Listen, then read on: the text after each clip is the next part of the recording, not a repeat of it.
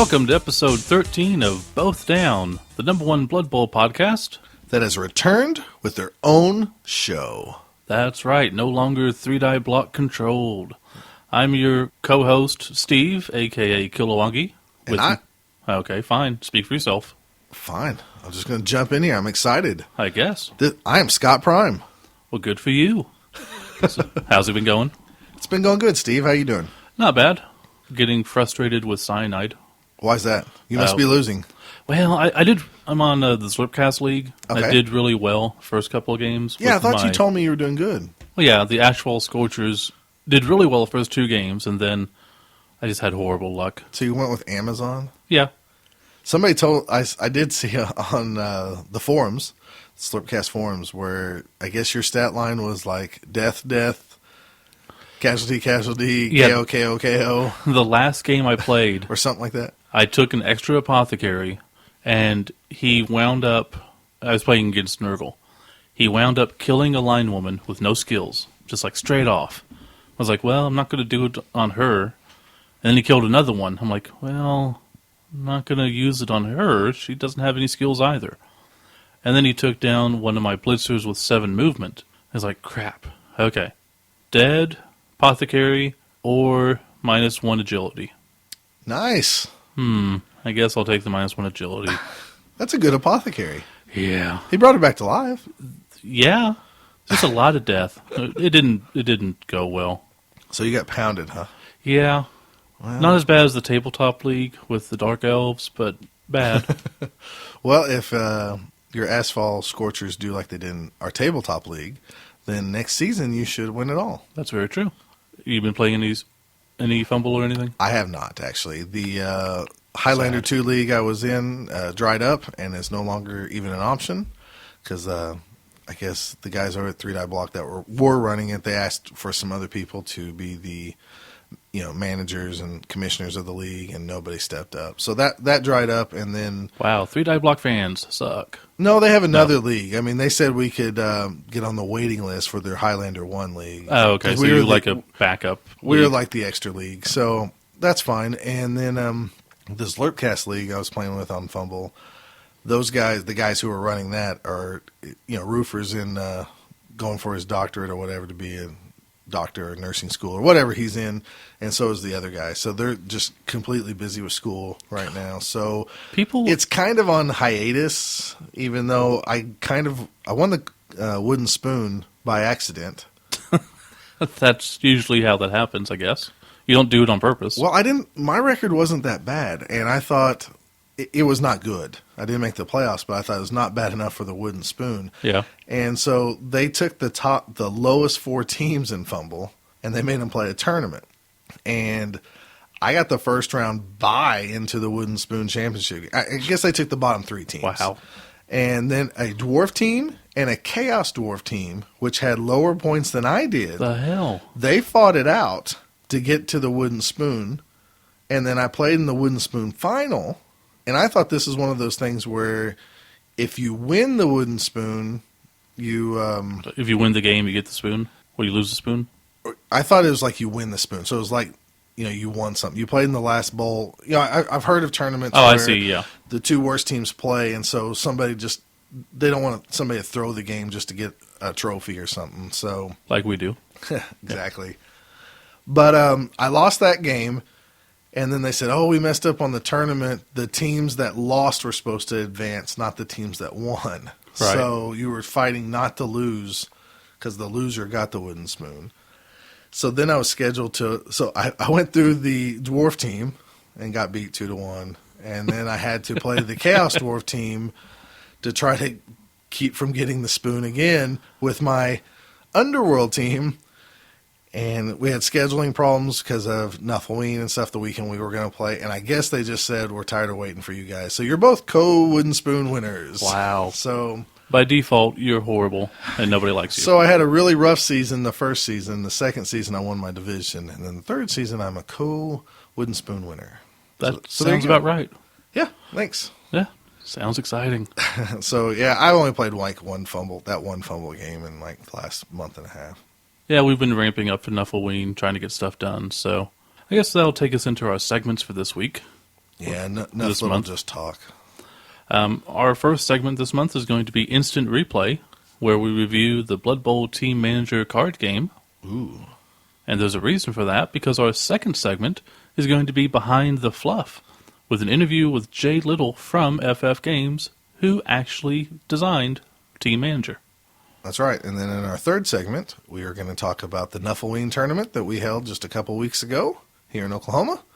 And then we'll have follow up with shout-outs and end the show. We got anything else before then? I don't think we do. I don't have much to say. Okay, well, let's just go ahead and go into Instant Replay.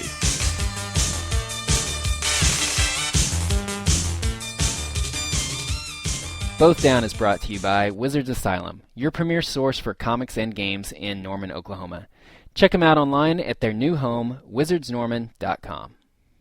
Hey there, this is Torch Showhands of the Scheme and Blade Scramblers, and you're listening to Both Down with Stephen Scott. Now, it's time for Instant Replay.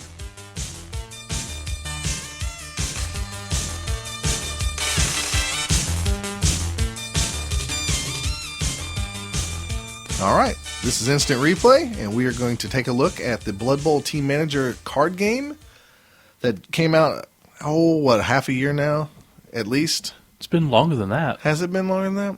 hasn't it? 'Cause Well, I've only I thought it came out before Chaos Cup last year. I only own my copy for like midsummer, so Yeah, I'm trying to think when I got mine. you got yours fairly early though. Yeah, I think that's why you didn't get yours for a while. I think it debuted at Gen Con last year. I think Okay. that's where we're getting that thought. But anyways, we're going to we've played this game several times. You've played it more than me. Yeah, played Yeah. it a few more times than you, and we've had some people ask us to kind of take a look at this because, our focus is Fluff. For me, currently, there's not much better place to go for Fluff than this game. Yeah, it's it has a lot to it. At least to me, the game is a little bit overwhelming when you first open the box. Yeah, that's one bad thing with the game, and the rules. A lot of the FF games are the same way. The rules really just confuse you until you sit down and play it. I don't even show people the rules when I teach them how to play. I just set up the game, sit them down, and play. And then it makes complete sense. But if you want to learn how to play, if you don't have anyone to show you how, go to YouTube, FF Games. Their channel has a complete walkthrough of a game, and it's really a nice tutorial. Yeah, I mean, if you've ever played Magic the Gathering and you know how, like, every time a new set of Magic comes out, they kind of have some instructional videos. Fantasy Flight has done a great job with, there's 6 parts to these videos, and it just walks you through step by step. And, yeah, I wish I would have known about this before I even started to look at the rule book, Yeah. But aside from the rules, the actual gameplay is great. Not to, have any spoilers or anything, but we unabashedly love this game, really. If what's sad and what's good is the good is we have this game, so we have an option. Yes. And another great thing about this game, for a card game, it surprisingly captures the spirit of Blood Bowl, the fluff of Blood Bowl, and when I play this game, I want to play it more, and I also can't wait for my next tabletop game because, like you were saying, there's so much fluff involved. The weekly highlights and stuff make you want to add more dynamic to your team. Mm-hmm. The bad is that it just came out, within the last year. If I would have had this, growing up, I played Blood Bowl 2nd Edition, played hardcore for a couple of years. Then I had a break, but I still loved the game. If this was a game that maybe would have came out when I was in college, let's say in 97 or something like that, I know I could have got my college friends to play this instead of them saying, hey, let me let you try this game, and then you need to go buy you a metal miniature team, and then you need to paint your metal miniature team. I know I could have got them to play this. That's very true. There's a lot of people, I've seen a lot of reviews about this game, and everyone's had great things to say about it. But this is a really good gateway drug, basically. You get your friends to play this, it kind of gives them the feel of what Blood Bowl is, and then go, hey, you know what's even better than this? Tabletop. Mm-hmm. Come play tabletop, and you get to have your own team with your own players and watch them get different skills and stuff. Yeah, I can totally see that. And I don't know, I've already thought of ways since we started playing how if you wanted to incorporate the card game into some type of league. I know that sounds silly. You know, where you have matchups. Sounds confusing. Well, oh, I see what you're saying. You know what I'm saying? Like, if everybody took a team, like, there's 6 teams that come with the game. Yeah. You want to go over those? Yeah, it's the Reikland Reavers, sorry. Reichland Reavers, Reikland Ravers, The whatever. Ravers. We love to party, man. Where's Griff? Where's Zug? Let's get it going. Then the Grudge Bearers, which is your dwarf team. Mm-hmm. Athelorn Avengers, Wood Elves. Skaven Blight Scramblers, Skaven, obviously. The Gouged Eye for Orcs. And the always horrible Chaos All-Stars. They're only horrible for you. That's because every time I play them, I get thrown out. It's the craziest thing. Just like my regular Chaos team, it never did well for me. In this game, the Chaos team, every time I play them, you get cheating tokens, and inevitably I get the whistle. So my guy goes out. Well, you shouldn't foul them. I don't have a choice. Yeah. Sure, you don't have a choice. You can take players that don't foul. Not on that team, really. No, I know. And that's, going into the actual dynamics of the game, each team plays completely different. The Chaos All-Stars, they get cheat tokens, a lot of them.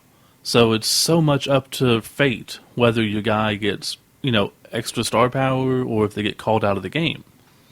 The Athelorn Avengers, they're all about quickness. So you can go through your deck and find better players using the Go For It.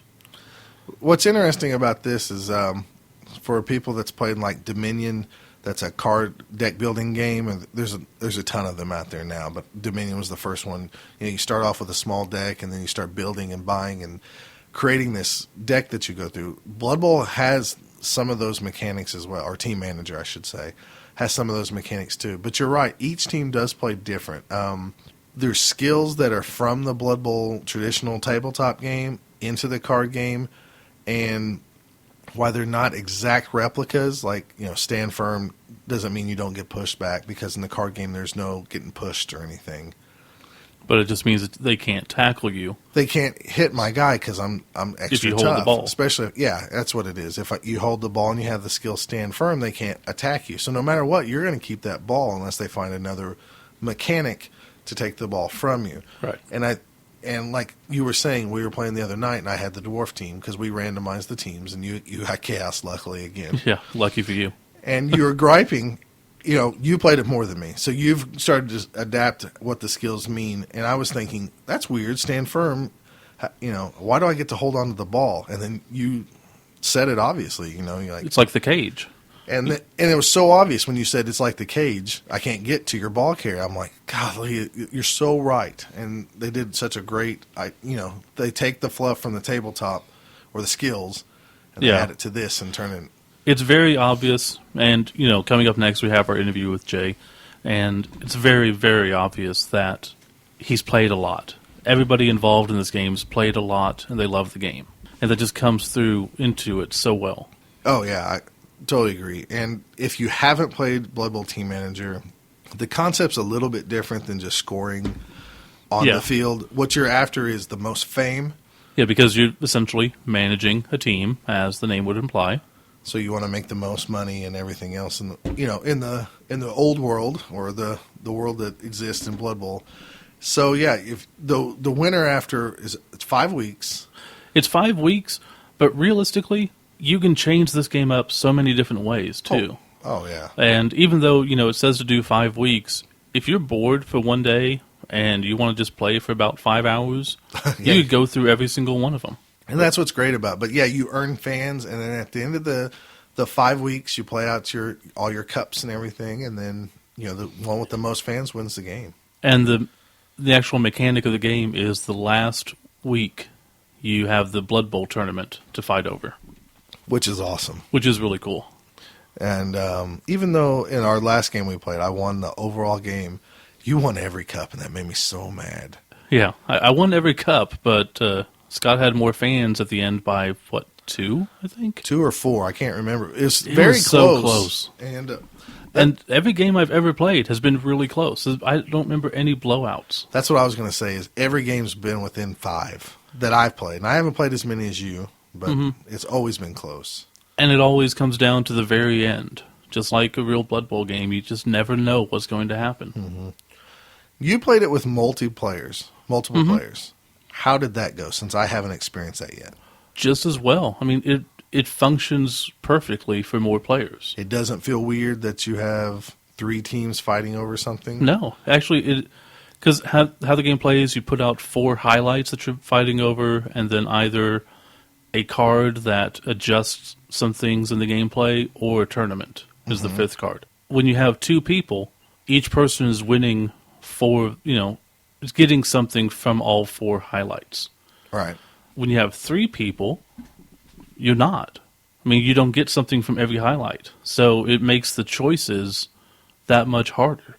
I really need to put someone down on this one to secure the fans, or this one to make sure I get a star player. With 4 players, it's even harder. So by having the turn advantage, where you're having that token, really is... Going first is a huge advantage. Okay. And the game, like I said, it's built for 2 to 4 players, but there are 6 teams here. If you wanted to play 6 people, you could figure out a way to do it. There are plenty of highlights. That'd be crazy, but that'd be so much fun. It could easily be done, though, because you could slap down 6 highlights, and with 6 players, just battle it out. And for guys out there who play Blood Bowl but can't ever get your wife to understand how to make a 2-die block, or that you have the strength advantage, or to explain tackle zones to her, you don't have to with this. This is really a card game with the flavor of Blood Bowl built around it. And it's made by people, when we first opened this up, it was definitely like, these guys either really got some good consulting, or they really love the Blood Bowl game. And like Steve said, you're going to find out in our interview that the guy loves Blood Bowl just as much as we do. Which is awesome. And when you first look at the game, just the graphics on the box are awesome. And then you get into it, and there's a ton of cards. Mm-hmm. And like I said, for each team, there's different players, there's different star players, there's tons of other star players. That's what I was going to say, too.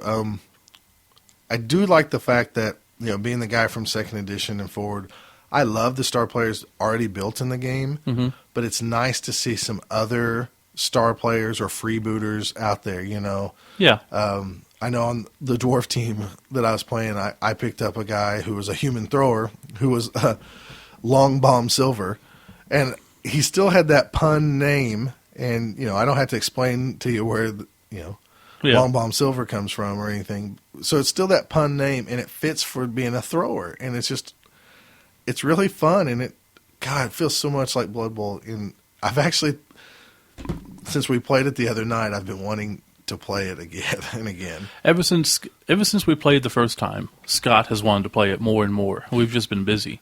So it's definitely one of those games, though, that you can just sit down and play for an hour or so and get a good game in. Oh, yeah. We started probably about, 9 o'clock, and we were done by 10:15. Yeah. That's just because we haven't played it in a few weeks, so I was rusty on some of the steps and everything. What I will say, and we didn't tell the guy when we interviewed him, I wish it came with more components or baggies or something that you could put all the different card sizes in. Oh, well, yeah, but that's a complaint of any game. Oh, I know. Every game out there, and this is just how it works. They've got to save money, and they do a good job. You got bags for most of the parts, and you got bags for the components. Just we are anal. So what I've done is each team, I've taken an old Magic sleeve and color coordinated them. So I put them in a sleeve with the team upgrades, so they're separate. Okay. And then that allows room in those bags that were provided to put the other cards in perfectly. And then all the other components go in their own little baggie, and it works fine. It isn't too much to do, but... I know. My big complaint with a lot of games these days is they produce such a great product, and Fantasy Flight's one of these people that they have a bunch of different card sizes and stuff, and I just want to take care of them better, I can see that. So I would love to have, separate baggies, or even... I know it sounds ridiculous. Like a preformed plastic piece? Tray, like a tray or something that's inside the game. Nothing worse than buying a Munchkin game, if you've ever bought the game Munchkin. Great fun game, But when you open up that big box and go, oh, there's just cards in here. Yeah. It's so Because disappointing. in your mind, you thought that you at least had that plastic tray to set your cards in. Mm-hmm. And it's just like, ah. I don't know why companies don't sell those extra. I'd pay $5 for a tray. Well, I know like the Munchkin games, they do actually have card boxes and stuff you can buy that comes with like one extra card. So you could add to your Munchkin deck and stuff. But Yeah. they've But really we're also exploited it. But we're also very anal gamers who don't want to get rid of the original box. yeah, I know. So that doesn't work. I know. I have my Munchkin cards flowing in a giant box that's not needed. But regardless, it's a well put together product. I love the painting illustrations and stuff on it. Yeah, the artwork is amazing. As I mentioned in the interview, it takes a lot of restraint not to go through every single card and just look at them and read the text. But it provides a lot of replayability. Because what sucked, and again, this is my fault for playing Chaos, but I played Chaos. I had, I think, 4 or 5 star players by the end of the game, Oh, yeah. but I only saw 2 ever because I just never drew them. Well, it's a deck building game. And Exactly. You had the option. Did you ever have the option? There's an option where if you add like a certain guy to your deck, you can take one out. It's a freebooter. So Yeah. you can kind of filter out the low guys and put in like the medium range guys to Yep. make your deck better. But if you take him instead of a more cool type of star player, you might not. I always take the fancier one. I totally understand. Yeah. I did too. I always took the star player over the freebooter. And That's where Wood Elves are so good because when they have the Go For It. Go For It allows you to pull another card and get rid of a card. So Right. it allows you to make your deck a little bit cycle better. through your deck. Your hand better, yeah. But whenever I've played them, I get star players and I put them in the deck, and I'm able to get to them really good because they have so many Go For It's. Well, I didn't want to take any of the freebooters for 2 reasons. I haven't played that many times, so I wanted to play with the star players. But Right. I felt like if I did that, I would have to get rid of my lowest point guys, which were my dwarves with guard. Mm-hmm. And guard is a really good skill on the guy. So, like if for those of you that don't know, let's say I have the ball, because the ball is like an extra bonus token you can get for the highlight, and it gives you a couple points. So possessing that, gives you on a tiebreaker, allows you to win that highlight in addition to your extra points. So if I had a guy with a ball carrier and Steve dropped down a guy that could tackle him and take the ball away from me, my guard guy could actually be there and jump in the way and take the hit instead of the target. So I felt those guys were a very important And they are. to keep in my deck. So I never went with a freebooter at all. But that last round that we played, the last week, Yeah. I got like no star players, and I thought I was dead. You got So- no star players and no sure hands guys. Not sure hands, Yeah, but nobody that is what are it you, runners? Yeah. Yeah, the runners, they had that. Stand firm. Yeah. They had the stand firm, which they could take the ball and then not get tackled. So Just a pain in the butt. yeah, and I like to say that there's a wizard in the game because you saw that. Oh, yeah, and there how is. many times did that backfire on me? Yeah, Shot the my own wizard guy. did not like you at all. I know. It's just a little card that's an upgrade, and you can use it once per week, basically. And I think it screwed Scott twice.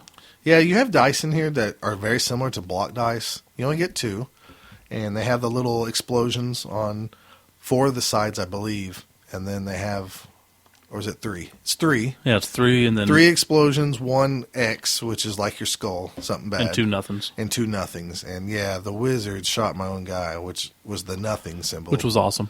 many times. Yeah. It really sucked. Always at tournaments, too. Yes. Yes, it was. he didn't work at tournaments. You had somebody in the stands jumping out, no! Knocking off his aim. Yeah, it was nice. Yes, but really, really fun game. So, overall, I don't know what else to say, but it's a great game. Go out and buy it. I'm sure you have already if you listen to us, probably. Well, not everybody's sold on this. I mean, I have a few friends that play Blood Bowl, and they can't understand how there's a card game that captures the Blood Bowl spirit and stuff. And Okay, true.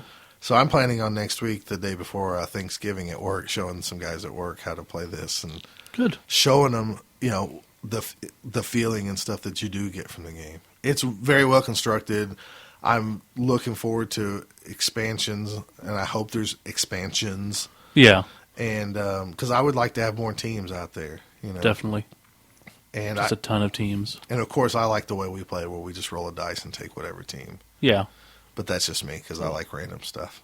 of course, as always. And but that's part of the love of this game is because you have these decks, and then you can shuffle them, and then you get your cards. It is and you random. go, crap, it's random. What I got to make my best of this situation. What's important now, strategy wise? I felt like the whole time we played both the games that we played the other day is that you've out-strategized me every time, and I don't know how I won those games. Because it comes down to luck. And Is it like real Blood Bowl? it's just like real Blood Bowl. If it has that element of 1 out of 6. You can either be great or bad. It's very true. Yeah, I blame Nuffle. Well, you did have that. I won't forget though. Which bowl was that? Was it Dungeon Bowl or was it the last one? Was it the Blood Bowl itself, where you had your troll and you went to hit me and you basically rolled double skulls, double X's? Yeah, that was the last. That was actually at the Blood Bowl.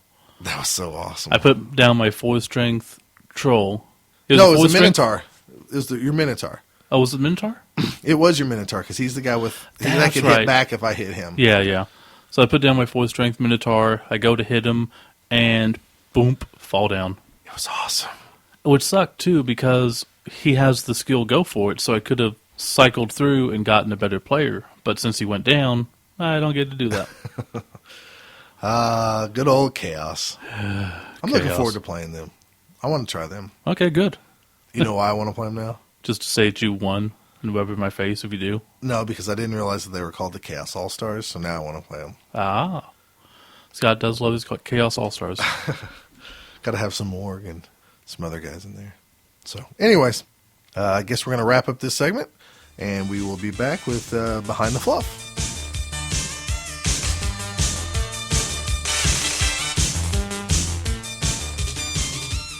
Hi, this is Jay Little, Senior Game Designer for Fantasy Flight Games and designer of Blood Bowl Team Manager of the card game. Stick around because up next with Steve and Scott, it is Behind the Fluff right here on Both Down.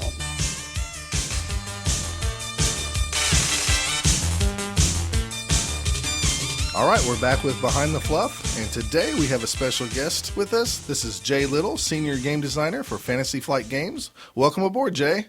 Thanks, guys. I am glad to be here. Oh, glad to have you. When it comes to Blood Bowl, you designed the team manager. Yep, Team Manager of the card game.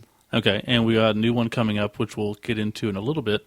Sure. But why don't we go back and how were you first exposed to Blood Bowl, the game? Actually, years and years ago with the second edition, I had the version with the Astrogranite pitch. Oh, nice. dude. Me and you are best buddies now because I come from second edition. That's the original edition, that's for sure. That was the era when Games Workshop was producing games in a style and production quality that no American publisher could match at the time. And there's so many great memories surrounding so many awesome Games Workshop games from that time period. But the one that stuck with me, and even through today I'm still playing, is Blood Bowl. I've been a player for a long, long time. So I've been a player before I even got the opportunity to design a card game, which was a thrill for me. Well, that's awesome. Do you play in a local league, or are you playing in tournaments? I used to play in leagues quite regularly when I lived in St. Louis before relocating up to the Twin Cities for the job with Fantasy Flight Games. A lot of people at the office play, and there are a lot of incredibly talented painters in the office as well. So Nice. playing a game of Blood Bowl, they're usually one-offs. I haven't participated in a league, unfortunately, since I relocated, but played in quite a few leagues down in St. Louis. It was a lot of fun. So do you play with the current rule set when you do play the one-offs? Yeah, we try to stick to the living rule book as much as possible, although it's not always easy for everyone to be up to date on all of the changes. But what I like about it is, even with the living rule book and the changes that are slowly implemented over time, it's been a long time since there's been a big dramatic change. Right. Usually they're fairly minor and have to do with balance or clarifications or timing issues, and not wholesale changes to round structure, turns, actions, things like that. So with you coming from second edition, you remember the random skills when you earn star player points, correct? Oof, yes. I remember that. And then I also had third edition and the ones with the large, heavy cardstock cards for the spells and the inducements, and you had so many other materials. Like Death Zone introduced so many new items as well. So there was just so much content that it was interesting. Over the years, we had mixed and matched several different pieces because one player in our league would like this piece, another player didn't like that, but only wanted to play with this other piece. Really took some time to negotiate how we were actually going to sit down and play the game before we could actually get a league going. Well, that's very similar to what we've done. I came from second edition, but I do love the current rule set. So what I've talked these guys into doing, I'm the commissioner of our league that's been running now for 7 seasons. We play Living Rule Book 6, the most current rules, but we do, when you skill up, we actually have what we call a Pick 6 league, and you pick your 6 skills and you roll a random dice. So it still has an element of second edition and that randomness that you have to just work it within. And when we tell people that, they just blows their mind. And it's like, well, dude, we came from second edition. I loved, you got a skill that you might not want, but you made it work somehow. So that's what we do. It's so interesting that, they earn these star player points and they're such a valuable commodity. And in between games, they want perfect control. Because during the game, you barely have any control. Exactly. You're at the mercy of the dice during the game, so why not between the games too? I think that's a great idea. That's a really clever house rule. I like that. It adds a lot of fun and allows the players to level themselves up, kind of, so they turn into things which you normally wouldn't make them. Well, and also a big part of league play is the smack talk that takes place between games. Oh, yeah. And so that really lends itself to that experience, either teasing somebody else or lording it over the others that you got the dodge block combo right off the bat. I remember one of my best teams ever was an Amazon team called the Misanthropes. And it was maybe the 4th game into a 12-game season where all of my blitzers had dodge block, mighty blow. Damn. And I just ran the table after that point. I was lucky enough to get one of my catchers to end up with the +1 movement upgrade twice. Nice. And it was basically smear everybody on the line of scrimmage and then dance around them like a Skaven until I scored. Yeah, I have an Amazon team that I won the championship with, and one of my gals, the Blitzer, got Mighty Blow and Piling On, which she got randomly, so it made her like the league leader in casualties. Yeah, she still has our record for casualties for a season. I mean, it's something ridiculous. We only play an 8-game season, and I think she had 14 or 16 casualties? I think more than that, but yeah, it was a lot. It was ridiculous. That dream season that I had, I believe, Ginger, one of my blitzers, she got 4 casualties in the first game. I don't know if she had inflicted that many the rest of the season, but that first game was just so crazy. I think it was against Wood Elves or another squishy team. Yeah. I can't imagine how that entire season would have been different if I had to face orcs or dwarves that first game. You probably would be playing with 10 people every game. That's if the orcs could knock them down. That's true. I went to Chaos Cup, and I faced a few Amazon teams, and boy, they were difficult. I mean, you can't knock them down most of the time. It's pretty tough. Well, an interesting thing, you reminded me, talking about your house rule, one rule that we implemented and used over several seasons when we were able to get people to commit to back-to-back years is drafting which team you got to play in reverse order. So if you won the league, you got to pick last. So the only real rule was you couldn't play the team that you played the year before. That is very interesting. I we like might that. have to steal that. So the one year that I actually won, the following year I chose the Halfling team. I said, you know what? There's nobody else out there that I'm really, really compelled to play. I'll take Halflings. You guys are always laughing at them. That's kind of what we see do. Who laughs last. Whenever someone wins the championship, generally the next year, that team can't play next year. They have to go tour the old world. Sure. And then the guy who won generally takes a bottom-tier team just to play. Challenge himself. Yeah. I think this is really cool knowing that you've really played the game a lot because it really shows in your card game design of Blood Bowl. Absolutely. Well, thank you. It was important to me because I am such a fan of the tabletop and I have so much respect for Games Workshop. They brought so much fun to me over the years. I really, really wanted to do this license proud. And based on the feedback that I've gotten since its release, I feel that I've been able to do that. Yeah, I haven't heard anyone say anything negative about it, really. Well, most of the time people hear about it as a card game and we go, no, it's really good. And they're like, no, it's really good. And then those people try it and they come back and go, wow, this was really good.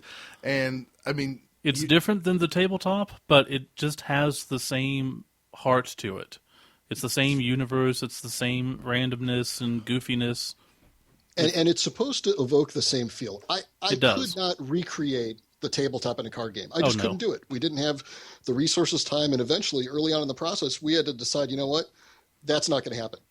So my favorite personal part of Blood Bowl and why it's been so engrossing to me over the years is that concept of the league play, the long-term, over a season, your team evolves, your players evolve, and then just expanding that out to having your franchise evolve. Yeah. So rather than being the coach, you're the manager.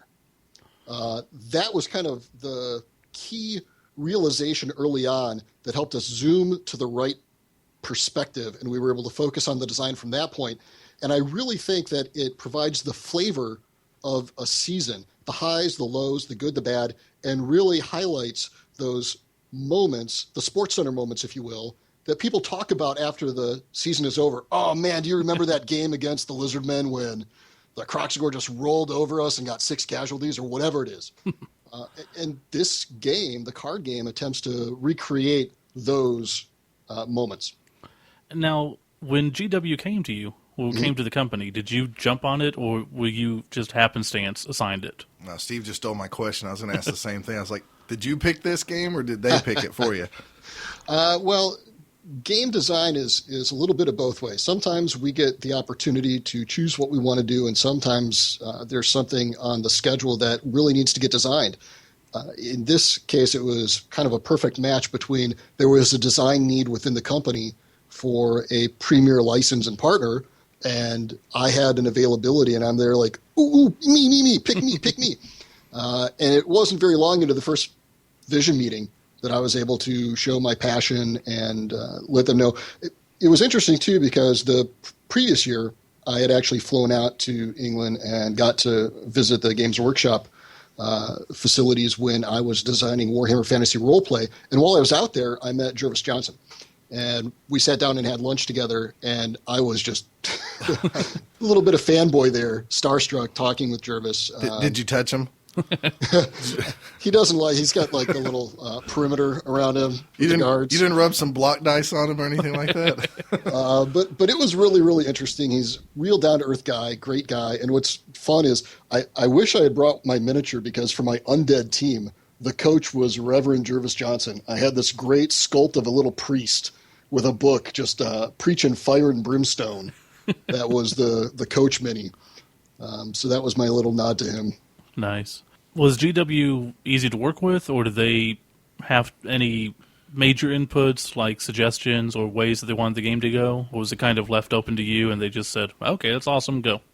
GW is a great company to work with. One, they've got great licenses. And since I have the fortune of being very familiar with them after playing so many GW games over the years, there's a level of trust that was built up. Plus, I had worked with them quite a bit on Warhammer Fantasy Roleplay, so they knew that I knew the setting. And after my visit out there, they knew that I was a Blood Bowl fan. So during those initial conversations when we were talking about this game and some of my ideas and goals for what I wanted to do, I was very, very pleased with the support that I got from them. It was great. And they're also really great at coming up with suggestions and feedback for particular players or ideas like that, which teams should go into the core set. They had some input and some suggestions based on the popularity of the different teams and some of the other information that they have access to that the casual fan or player doesn't. So did they come up with the backgrounds and history, or did they kind of let you create that and then sign off on it, or how did that work? Well, a lot of fluff we create in kind of our own pocket version of the GW properties. So Blood Bowl Team Manager, the card game, takes place in the Blood Bowl Team Manager, the card game setting and universe, which is a very, very similar but not quite canon Blood Bowl setting, simply because they set the ground rules and the guidelines for what is canon based on their printed materials and their miniatures. And since this was going to be a different format, cards and tokens, we had to come up with something that really, really satisfied their fluff requirements without stepping on the toes of anything that was based on the miniatures version, if that makes sense. Mm-hmm. So there was a lot of flexibility But there were a few challenges, too, to go, wow, what's a really good way to express this idea, concept, or theme and really get them to get on board with it, too. For example, a lot of the ability names are names taken from skills from the living rulebook, from the current rule set. Juggernaut, piling on. Those are abilities in the card game. Well, we couldn't make them exact mechanical mirrors to what's in the tabletop because the games have different mechanics and serve different functions. So sometimes we had to come up with ways to fit those sorts of things in. Mm-hmm.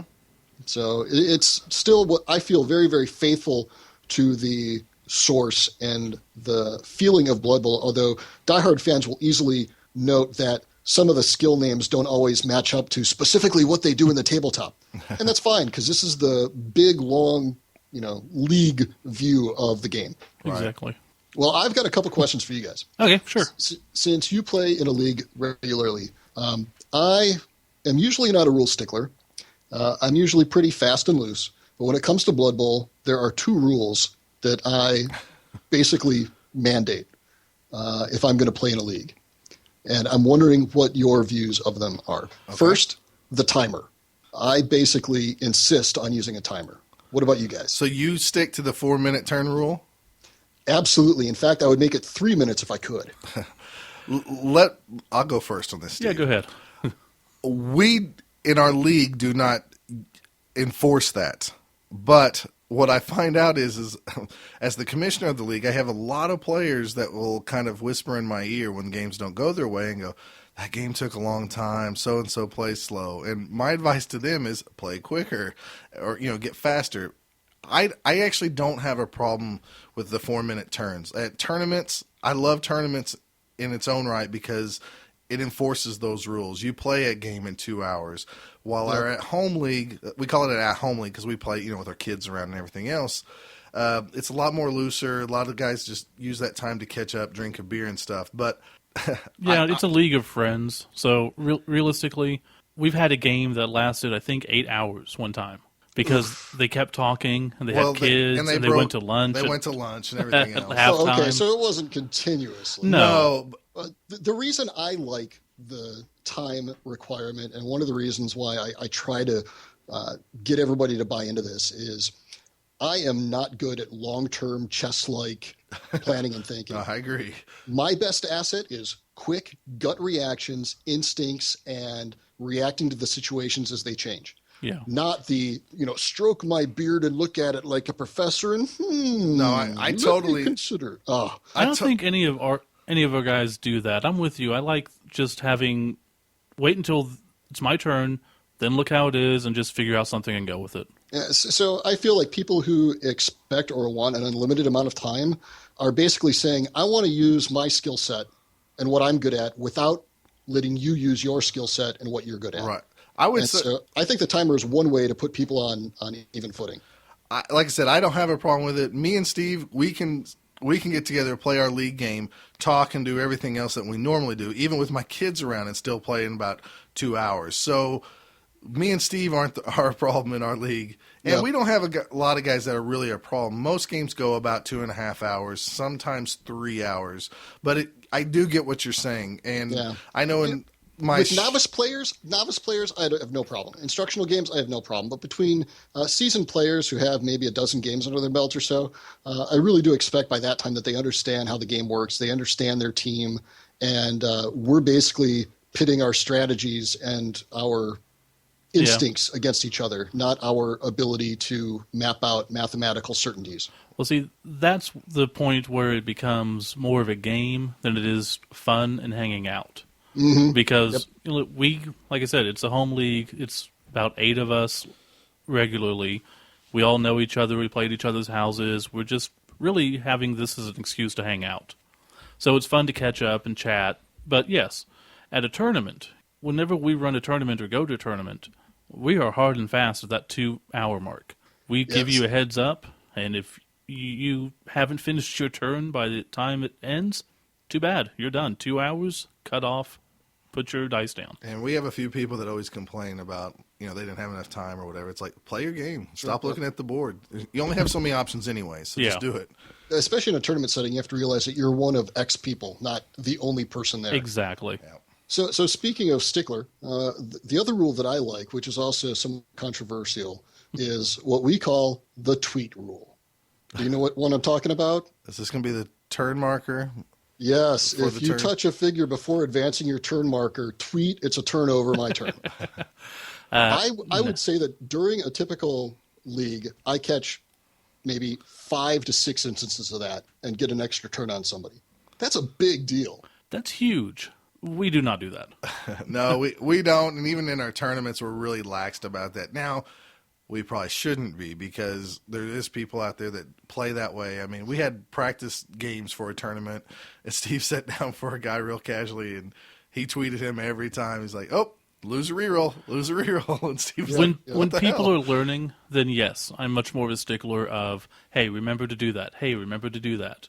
And then eventually they do need that negative reinforcement of, okay, well, now I'm going to kick you in the head. Now I'm going to kick you in the nuts. And, okay, now you're dead.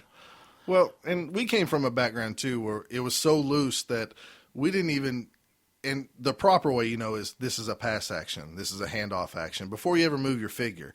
Right, announcing the action. Right. Yep. We, our first, season didn't do that. And then we realized after we finally got a taste of real tournaments, go up to Chaos Cup and stuff, we need to start playing more correct. So we're reeling it in and getting back to that. And but isn't that nerve-wracking when you have to declare that before you make your dodge attempt? Not anymore. It used to be, and I don't know why it used to bug me. Now it doesn't bug me at all.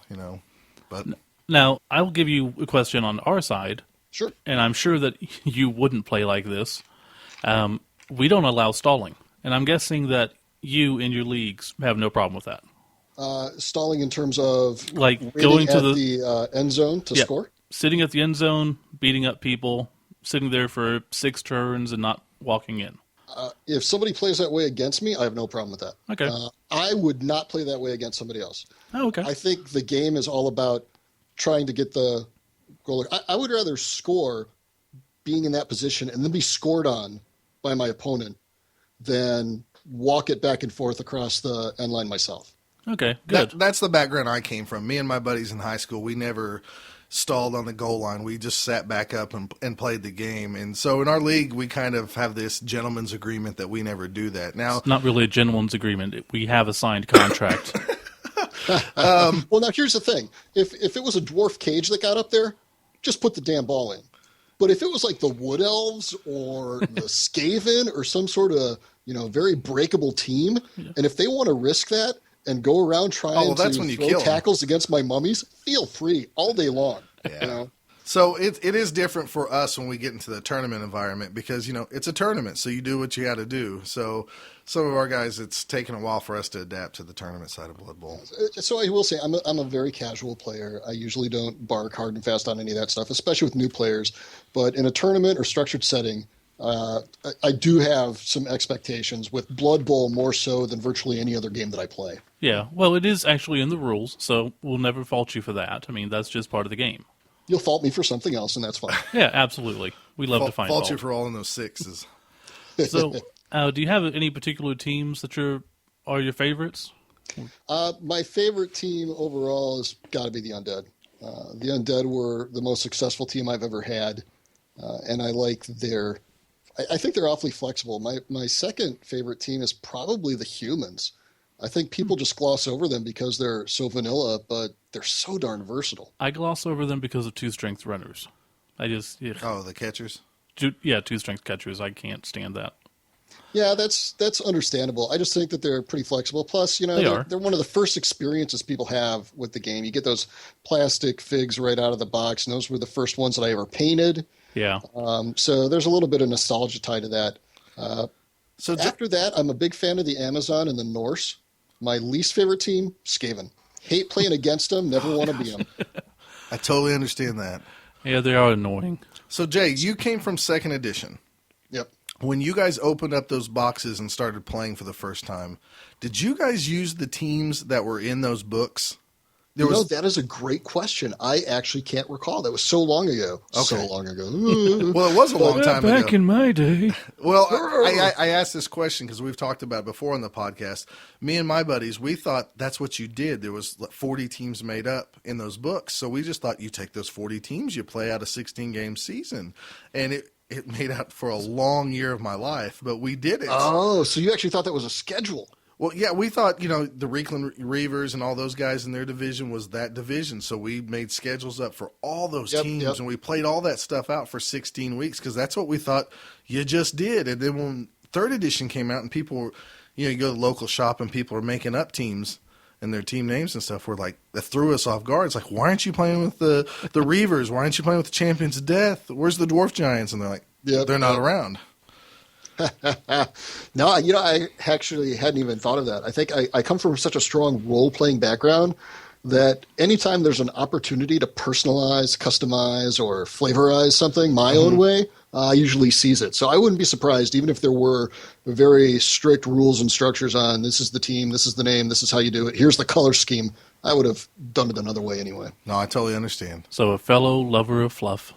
Yep. As it should be. Well, since you did mention Undead, and we have mentioned Champions of Death, I guess that leads us into your next product that's coming out. Uncanny, wasn't that? I know, it's a good segue, isn't it? Yep. So Sudden Death. Go ahead. So say, Sudden Death, give us a little background on it.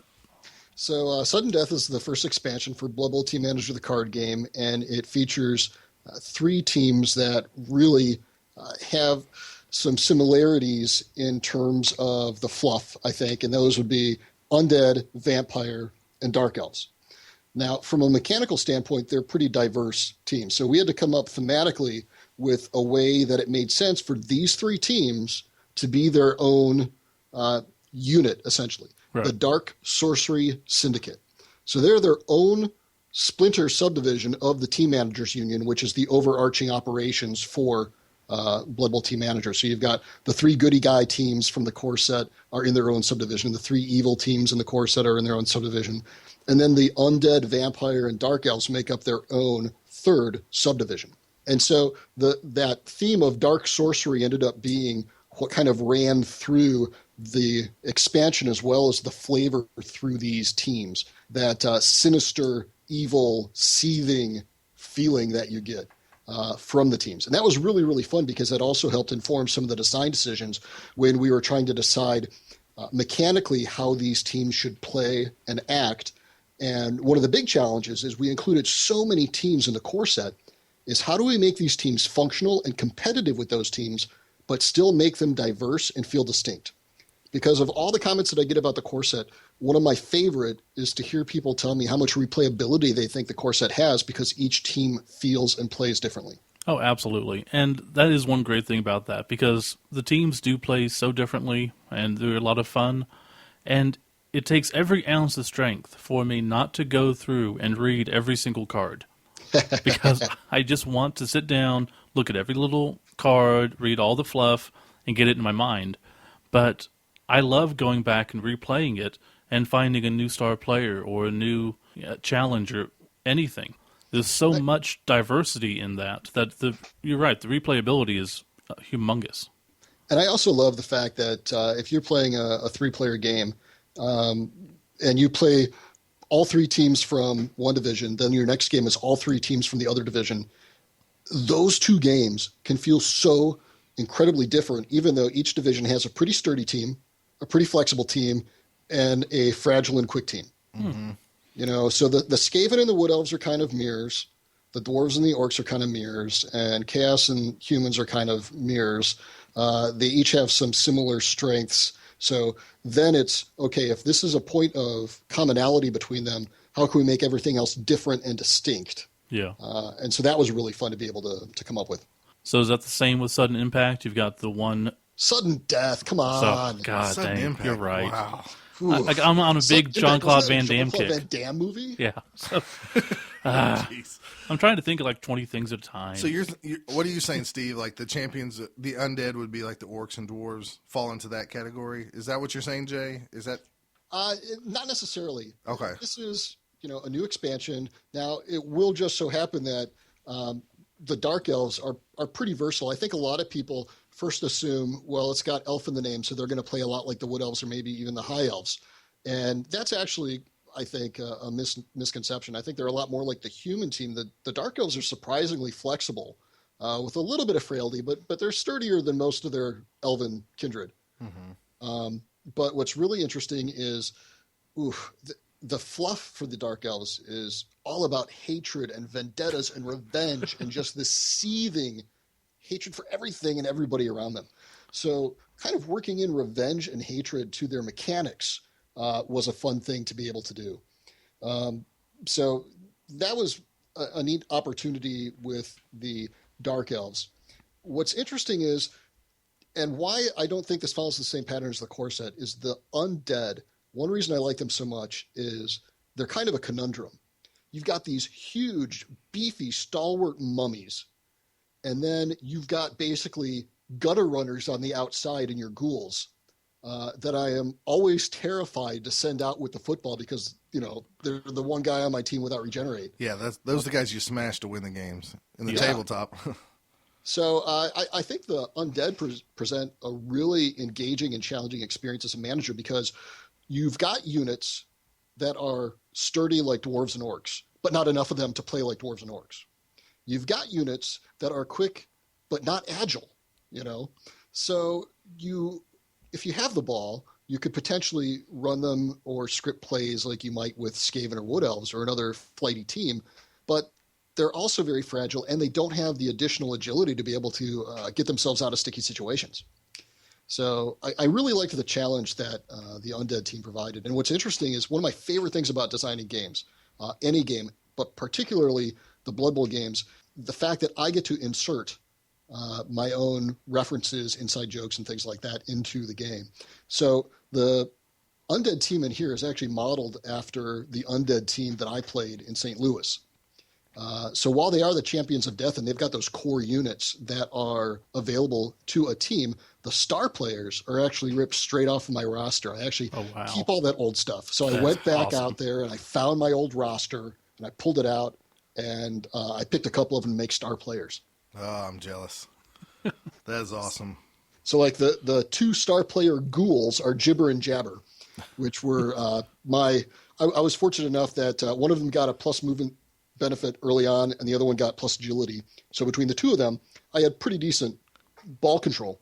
And then one of my whites upgraded pretty quickly, and then along with Mama Hotep, my big badass line mummy, I was able to kind of create the wall swing where you create a strong left or right side and just kind of swing it to crush everybody in the path and open up a lane along the sideline. Mm-hmm. And so that worked well for a couple games, and I was able to get a couple passes, completions, and touchdowns with those schools to finally level them up and give them some durability. Nice. But there are also some other inside references and pop culture jokes and some of the names and some of the flavor text. So that's always a lot of fun to design. Which is what Blood Bowl's based on. It always has that type of fun. So another little thing of interest for all you guys out there, any of you 80s or 90s heavy metal, thrash metal fans, you'll find a lot of event names, spell names, player names, card names, all that stuff are song titles from some of my favorite thrash songs. Nice. And that's for all of my games. Little spoiler there, not just Blood Bowl Team Manager. Oh, wow. Well, that's the fun part. You get to have fun when you make your own stuff. Where'd the Black Fangs name come from? Did you guys create that, or did that come from GW? For which again? For the Black Fangs, for the vampires? Oh, the Black Fangs are the official vampire team in GW. What you can do is the Blood Bowl computer game for the PC actually models the rule book very, very well, and the teams represented there as the default teams for the different races are what we posited to Games Workshop and asked for. We're talking the new Cyanide one or the old one? Okay. Yep.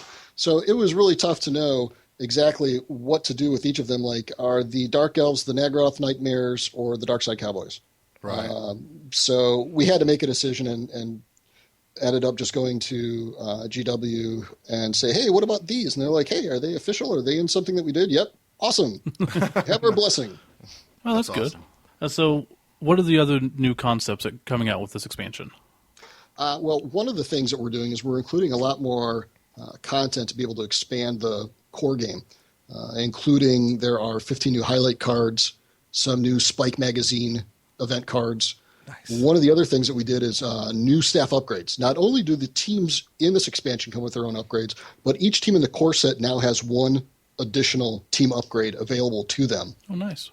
So some of the content in here can be incorporated and used just with the core set, or you can mix everything together and pick and choose, plug and play whatever you want. One of the new elements, and something that I'm really excited about because I'm all about position evaluation. That's one of my favorite things as a designer to consider is at that moment, on his turn, what am I asking the player to decide? And what is he basing that decision on? So I think if you guys, played enough of Team Manager, the big thing at the highlights are the payouts. Yeah. Which payout is most advantageous to me? When you get a little bit more sophisticated in it, it's which payout do I want to deny my opponent? Right. And then there's also the factor of my limited hand of cards, which bullets are best shot at which targets. So there are all these factors to consider when deciding how to commit your players and how to use your upgrades and other special abilities. So I really wanted to add another layer to that because it's such an interesting decision for the game. So one of the new mechanics are enchanted footballs, which if you choose to play with this option, you actually remove the footballs from the core game and play with these instead. Okay. And without giving away too much, each football is not just worth +2 star power. Each football still is the tiebreaker if star power is equal when you are determining the winner of a matchup. But footballs have different values. They might grant you a skill. They might grant you a amount of star power. They might give you fans if you have the ball when the game ends. There are a lot of different abilities on the footballs themselves. So you have to be a little bit more thoughtful about not only playing your players with ball control, but then maybe even holding back the guys with tackle just a little bit longer in case somebody else, if you want to deny them control of the ball toward the end of a round. Are these balls, is the image on both sides, or is it hidden until the matchup is resolved? That is a great question. I guess people have to stay tuned to the website for previews and more information about the expansion. Wow. You're gonna make us work for this, aren't you? Yeah. Hey, I already gave you a couple spoilers. Yeah, that's pretty good. And also, there's sponsorships now, or contracts, right? Yeah, there are Cabal Vision contracts. So Cabal Vision, of course, is the ESPN sort of sorcery TV media that broadcasts Blood Bowl to the old world. And that's represented now with contracts. Contracts is a new payout type. So in addition to star players, team upgrades, staff upgrades, and fans, there is now this new payout, contracts. Contracts work a little bit differently because they are a hidden value that are scored at the end of the game. So contracts are worth a certain amount, but you don't know what until the end of the game. So you can see that somebody's starting to pile up a lot of contracts, and that is a variable threat. Yeah. And you have to assess how important or valuable is that. Do I need to start worrying about that? And that's kind of a bridge between two of the styles of play that really came out over the course of the game development. Now, you guys have played Blood Bowl enough that you know it's very swingy. Definitely. Luck can be by your side and you have the greatest game ever, or you have two back-to-back games that you're just rolling cold dice and your season is lost. Or Nuffle just bones you every single game that you play Dark Elves, like me. Every time you have to roll anything but a one, you roll nothing but ones. Exactly. And so in the core game, there are several staff upgrades that allow for very, very swingy end-of-game results, which capture some of the crazy levels of fluctuation that you get with like some of the inducements or just some of the results that can happen during a game. And then if you choose to remove those staff upgrades, you'll get a slightly more moderated and not necessarily predictable, but More controlled. a more controlled range, and it's a little bit easier for players to evaluate what they need to do, how they need to go after, and most importantly, opponent strength and position. Yeah. So the contracts kind of create this new level between those two that you could add to playing either way, that just create a new commodity that people need to be aware of over the course of the game. Okay. Big kudos for putting in Cabal Vision. I love that from a Fluff standpoint. I think that's awesome. Thank you. Well, also, the other reason I'm really excited about this expansion is we're able to introduce some new things that weren't in the core set, not just with components, but actual abilities and information on the cards. So one of them, obviously, with the vampires and the undead, we had to introduce regeneration.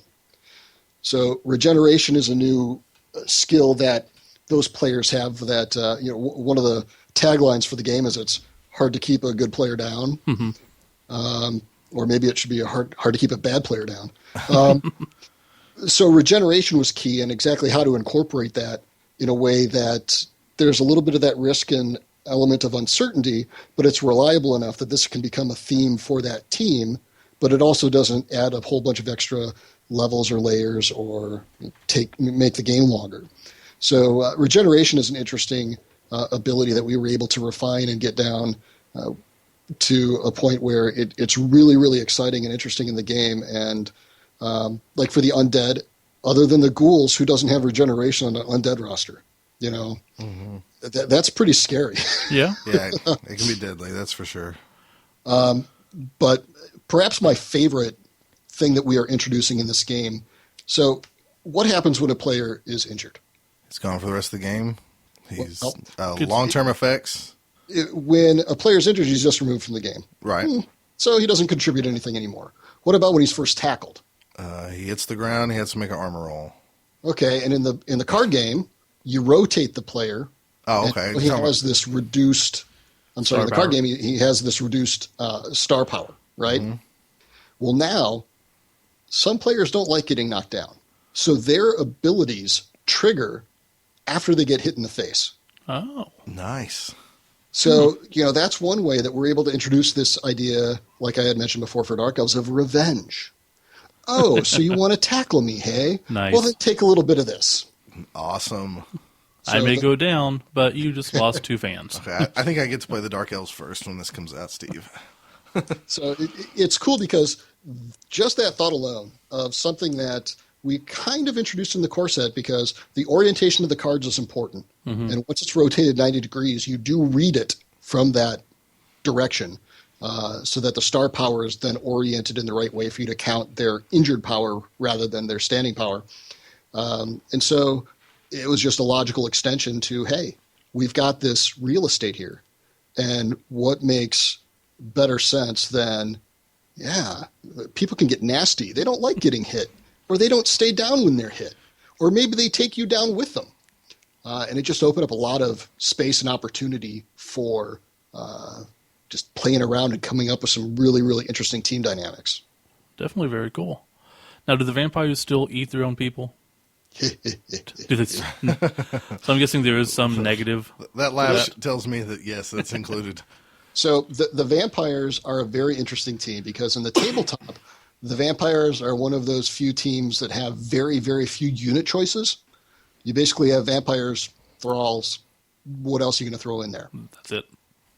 Where you'll know in the card game, every team has a couple guards, a couple, just static linemen that seem like cannon fodder, except guard is such an important, amazing ability. Yeah.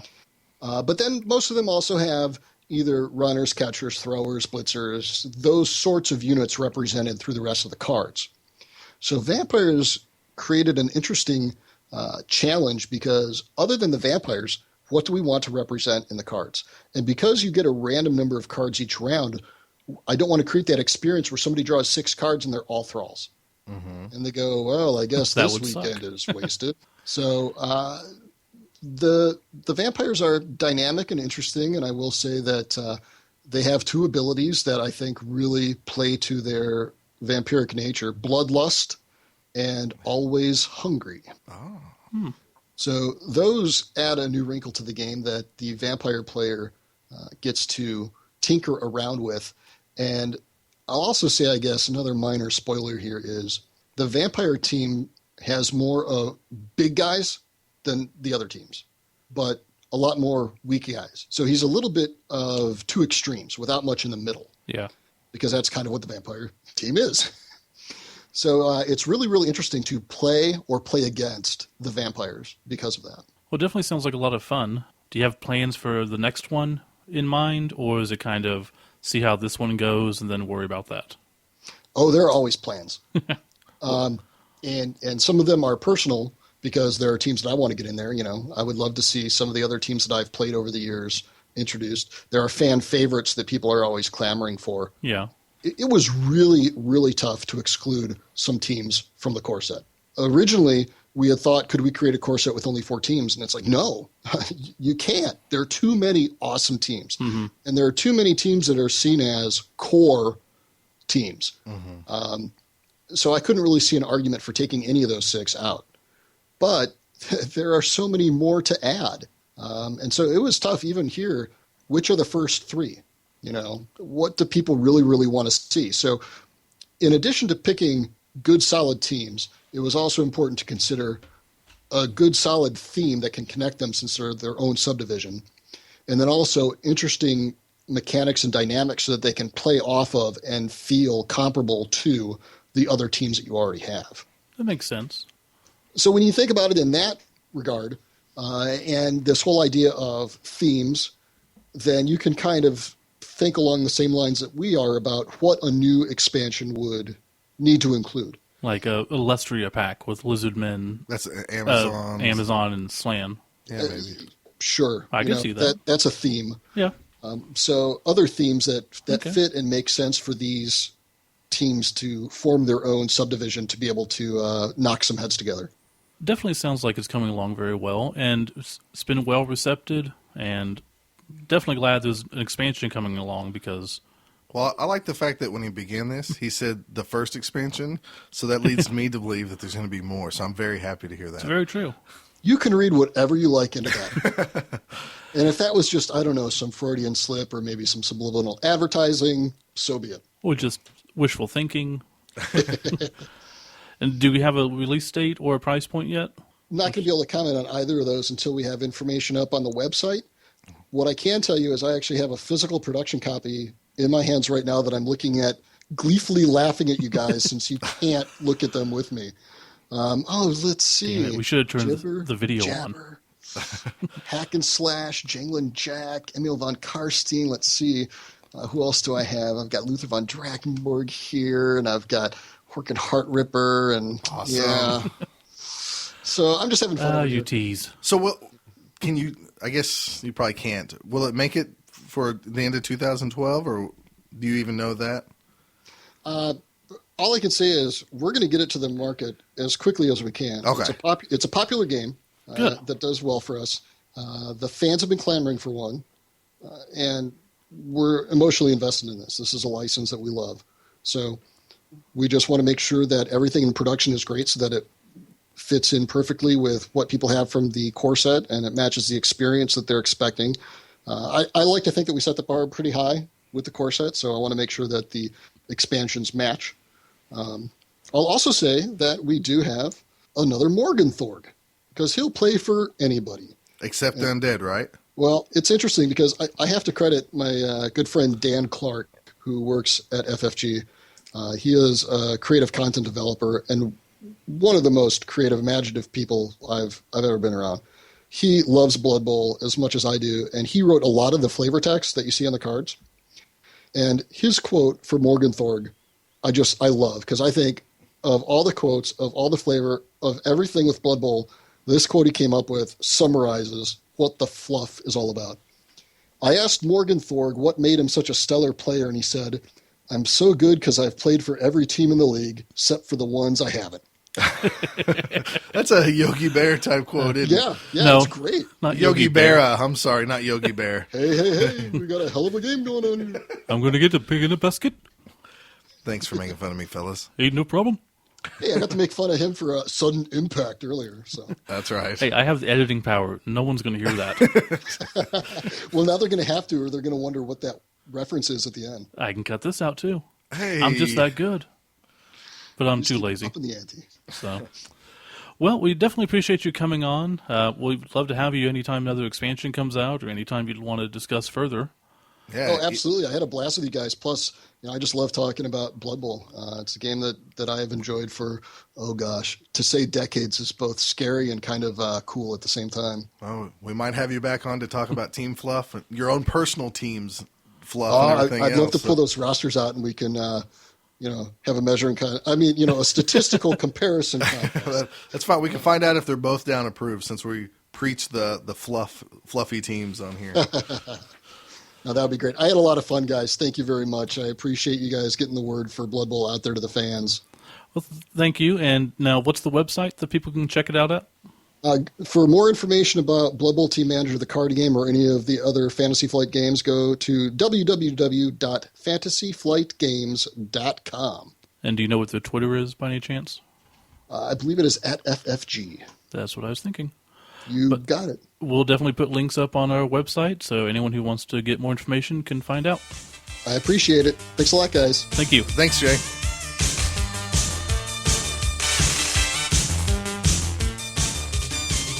Hello, I'm Torhi Amos, catcher for the Mount Black Hide Bees, and you're listening to Both Down with Steve and Scott. Coming up next is Tournament Talk.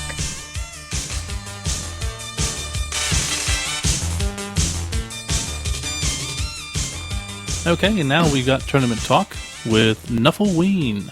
Nuffleween! Our Nuffle-based tournament, sort of Halloween-flavored, that we held at Wizards Asylum on the 3rd, a couple weeks ago. Yes. And we didn't do a whole bunch of promotion. This was just kind of a, hey, we should have a fun tournament.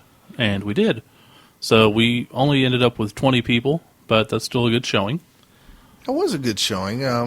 We did some promotion. I mean, we do have a podcast, but we didn't advertise locally like we did for Oklahoma Bowl. Right.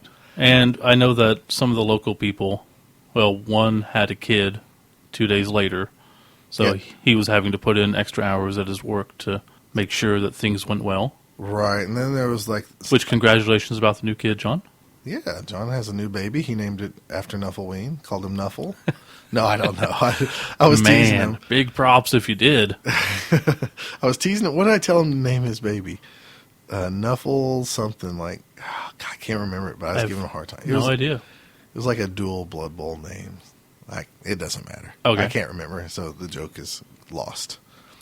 Very But funny, though. Congratulations. we had a few guys from our home league who wussed out on us. So Yeah. screw you guys because you had date night or whatever. I don't know how that messes up the next day. But anyways, Yeah. so Our returning champion did not return, so no, he didn't. But it's a different tournament, so Yeah. he didn't have to return. So he's fine. That's fine. And we actually had 2 people drive all the way from Texas. Yes, we did. And not even like Dallas. We had no Dallas people. Dallas people, you all suck. Yeah, Where the hell were you? You guys really sucked. We keep contacting them, and they don't even bother to respond, Well, I know. except one of them. I know one of the guys that, the guy that ran Bugman's last year, or this year, I guess, or the last Bugman's. Right. He's in grad school and stuff and busy, and he said he would not be able to show. That's so he actually understandable. contacted us and told us that. But where are the rest of you guys? You're supposed to come up. I wanted Glenn to come up with his Nurgle team. I expected him to be there. One of the guys from Texas, Brad, who actually came up here. He's from Houston. He's from Houston. He managed to make this a business trip, so that was very smart of him. Ah. But he was at Bugman's last time, and I made the comment of, maybe none of the Dallas guys came up because we just destroyed them so bad. And what did he say? He laughed. I don't really think that has... I Probably- don't think our gameplay has anything to do with it. Probably But not. I was disappointed. I was hoping that there would have been more Blood Bowl people drive up from Texas. But we still had 20 people, which is really good. We had... Hell, we had Kent and his wife who drove, They drove from Austin. 8 hours? Yeah, but Houston's further. It's about the same distance, isn't it? No, Houston's further down. Okay.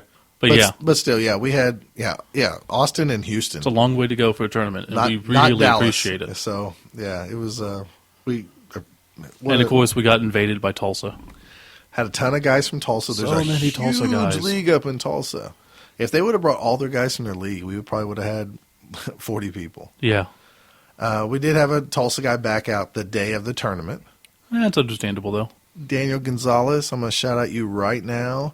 If you would have shown up, I wouldn't have got to play. So I'm sorry you missed it, but thank you because I got to play. So what team did you play? If you follow the podcast or you've follow us through Twitter or anything else, you know that I won the I didn't. My daughter won the Nurgle Legacy team that we participated in and won the drawing. At Chaos Cup? At Chaos Cup, and I know I told everybody at Chaos Cup, like, oh gosh, I'm coming back next year and I'm going to play this team. Because I said if I'd win it, I'd play it here at Chaos Cup. But just like in real life, Scott blew his wad way too fast. I couldn't resist. I prepped these guys. I got them ready. I had them marked with skills and everything else. I want to play them in our home league, but we already started our home league. So I couldn't wait. So Nuffleween felt good time to play them because they're scary and everything. Yeah. I came up with a team name. And yes, I played Nurgle already. So you will not see them at Chaos Cup if I'm there next year because I'm trying to play different teams at every tournament I go to until I get through all 24, 25 teams. So Yeah. So you won't see this team at Chaos Cup. Sorry. Way to break a lie. Not even... I'm like a politician. lie? I figure Wow. it's okay to do this because it's an election year. Oh, okay, cool. That works. I really had full intent on bringing them back next year to Chaos Cup because it's like a team I didn't have to paint. But I couldn't resist. I was looking at them. I had too much fun coming up with their name. Which is? I decided to try to incorporate Chaos Cup, or at least the city that it was hosted in, which is not Chicago. It's actually a suburb of Chicago called Palatine. And so I decided Palatine sounded like it could be a city in the old world. And so I decided to call them the Palatine Monarchs. So in my So it's butterfly themed. yes, they're butterflies. Oh, okay. Pretty butterfly wings put No. on every single model. The way I looked at it in the old world, and I haven't expanded as much as I normally do, is that this was an ancient kingdom that got overran by disease. And, some of the family started worshiping Nurgle and stuff like that. And then, so now the whole family and kingdom, or what's left of this old kingdom, is still Nurgle Rotters going around traveling the old world Okay. for Papa Nurgle and stuff like that. So That's cool. And then I also took every miniature that somebody painted, a different person painted it. So I got their real names. Johnny helped me with that because I didn't know everybody's true name. I knew their online name. And I tried to incorporate that into like each player's name. And I'm going to carry this over when I play these in our home league next time Very we play cool. too. So just for an example, like Brian Mitchell painted a figure. We all know him as Extreme over on Slurpcast. He was Lord Braun War Mitchell. And, I went with that with some of the guys. You want to know what you were? Sure. You were Stefan de Lanteria Verde. So you were Steven, the Green Lantern. Nice. Since you're a Green Lantern fan, and I know you personally, the Pestigore that somebody is it Dot? D-A-H-T? Yeah, that. I think it's Doug Saunders who painted that up. He's the one that modded that miniature with the extra arms and the Nurgle King crown. And Oh, everything. okay, yeah. That Pestigore, his name was Kaiser Dot, the Whopper King. And stuff. So I tried to kind of keep it Burger King-ish, but also Nurgle-ish, and then it felt in the old world. Okay. Zoot Suit Jeff, he painted a Nurgle warrior. Everybody kind of knows Zoot Suit Jeff. If you've gone to a lot of tournaments, he's the guy with the zoot suit on. Imagine that. So he was his miniature was the Impact miniature death looking character for the Nurgle line or Chaos line. So his name was Death Suit Jeffrey Ridenauer. So I kind of just changed his name a little bit, and I had a lot of fun with it. So Good. So I'm looking forward to the home league more than anything. But the Monarchs are here for Nuffleween. Monarch. Is that what is that? The kids, the Danger Brothers. Yes, the Danger Brothers. No, the Venture Brothers. Sorry, The Monarch. I knew. Yes. I should have known you were going to go there. Why wouldn't I? The Monarchs are kings of Papa Nurgle, my friend. Yeah, Papa Nurgle. Come on. They're going to come to the Dragonfire League and dominate, so just be ready. I doubt I even that, have a but cool okay. logo with like this lion with a crown on, and he's like different colored, and then the Nurgle symbol all kind of meshed together. Very cool. So how did you do? I did fairly well, I guess. I mean, it is Nurgle, so I struggled with what to take. I talked to Jonas that was at Chaos Cup and finished like 8th or 9th Yeah. out of 80 people and did really well. I looked at his team builds. I didn't think I was good enough player to play with a Beast of Nurgle, even though I wanted to for the fluff standpoint and the fun of it. And I thought it would be fun for a game to play with the Beast of Nurgle. And then I thought, I don't know if it's going to be fun by game 4. So I chose to drop the Beast of Nurgle. I went with 4 Nurgle Warriors, 3 Pestigors, 5 Rotters, because I have to have a bench guy. And Yeah. I'm so thankful I did that, because I got my ass handed to me. Frankly, in every game, I was always down a man or 2. I took 2 blocks on the Nurgle Warriors. I took a leader on Nurgle Warrior, and then I took Mighty Blow on Deathsuit Jeff. And then Pestigors, I had Wrestle on 2 of them, and then Sure Hands on Kaiser Dot, the Whopper King. And that's all the skills I had. I had 1 reroll plus the leader reroll. Okay. No fans, no cheerleaders, nothing like that. So I came in at 1.1. Not bad. And I'm really glad I took the bench guy. Jonas's build didn't have a bench guy, but I'm just not convinced I can play this game without getting hurt. It feels like fumble. All my tournaments feel like, oh, he has 9 armor. There's no way he'll get hurt. Oh, he's hurt. He's Well, knocked out. It's probably because we're taking too many chances. Well, that might be We it, take too. a lot of chances that people don't, You're right. which sometimes just comes around and screws you in the end. Oh, yeah. I threw a couple of passes with Nurgle Warriors that I probably shouldn't have. Speaking of chances that screw you in the end, one of our buddies, Adam, was playing his goblin team, and he took Fungus the Loon, Yes. and he had a goblin. He's playing against Paul, really good player, And Paul brought dwarves. He usually plays Slan when we see him Right. at tournaments. and Adam had a goblin 2 squares away from getting a touchdown, and he had Fungus there. And he's like, well, I'll just use Fungus, because if I do hit the guy, I'll have 3 dice. So he moves him, he moves him, he moves him, and on the 4th move, he hits the lone dwarf in the backfield, But what did he hit him for? just to hurt him. No. What did he roll? Oh, yes. I'm sorry. What did he roll? I was getting to that. You didn't have to interrupt my story to tell me to get to the next part. Oh, no. I was It trying was to make just it logic. dramatic. I was Oh, trying to make okay. it dramatic. Like, what did he get, Steve? He got a skull, Uh-huh. a skull, Okay. and a both down. Wow. And screwed himself. No rerolls, no leader, nothing. He just had this dejected look on his face and was like, shit. And he falls down. Next turn, Paul's dwarf crowd surfs the little goblin into the side, and that was it. The rest of history, the dwarves beat the goblins. 1-0. And why does that matter? Well, it matters later. Yeah. Paul's team, how many points were scored on him? 0. Absolutely none. That would have been the only point to be scored against Paul's team. It would have been. But Who- Fungus the Loon messed that up. Right. Way to go, Fungus. Way to go, buddy. You're not a very good goblin. No, he's not. I will say this. We had 20 people. Yeah. And I'm proud to say that out of 20 people, we had No fights this time. we had no fights. No fights. Nobody fought. Everybody had fun. Nobody said, your skills aren't marked, shut up, or whatever it Yeah. was. I can't remember.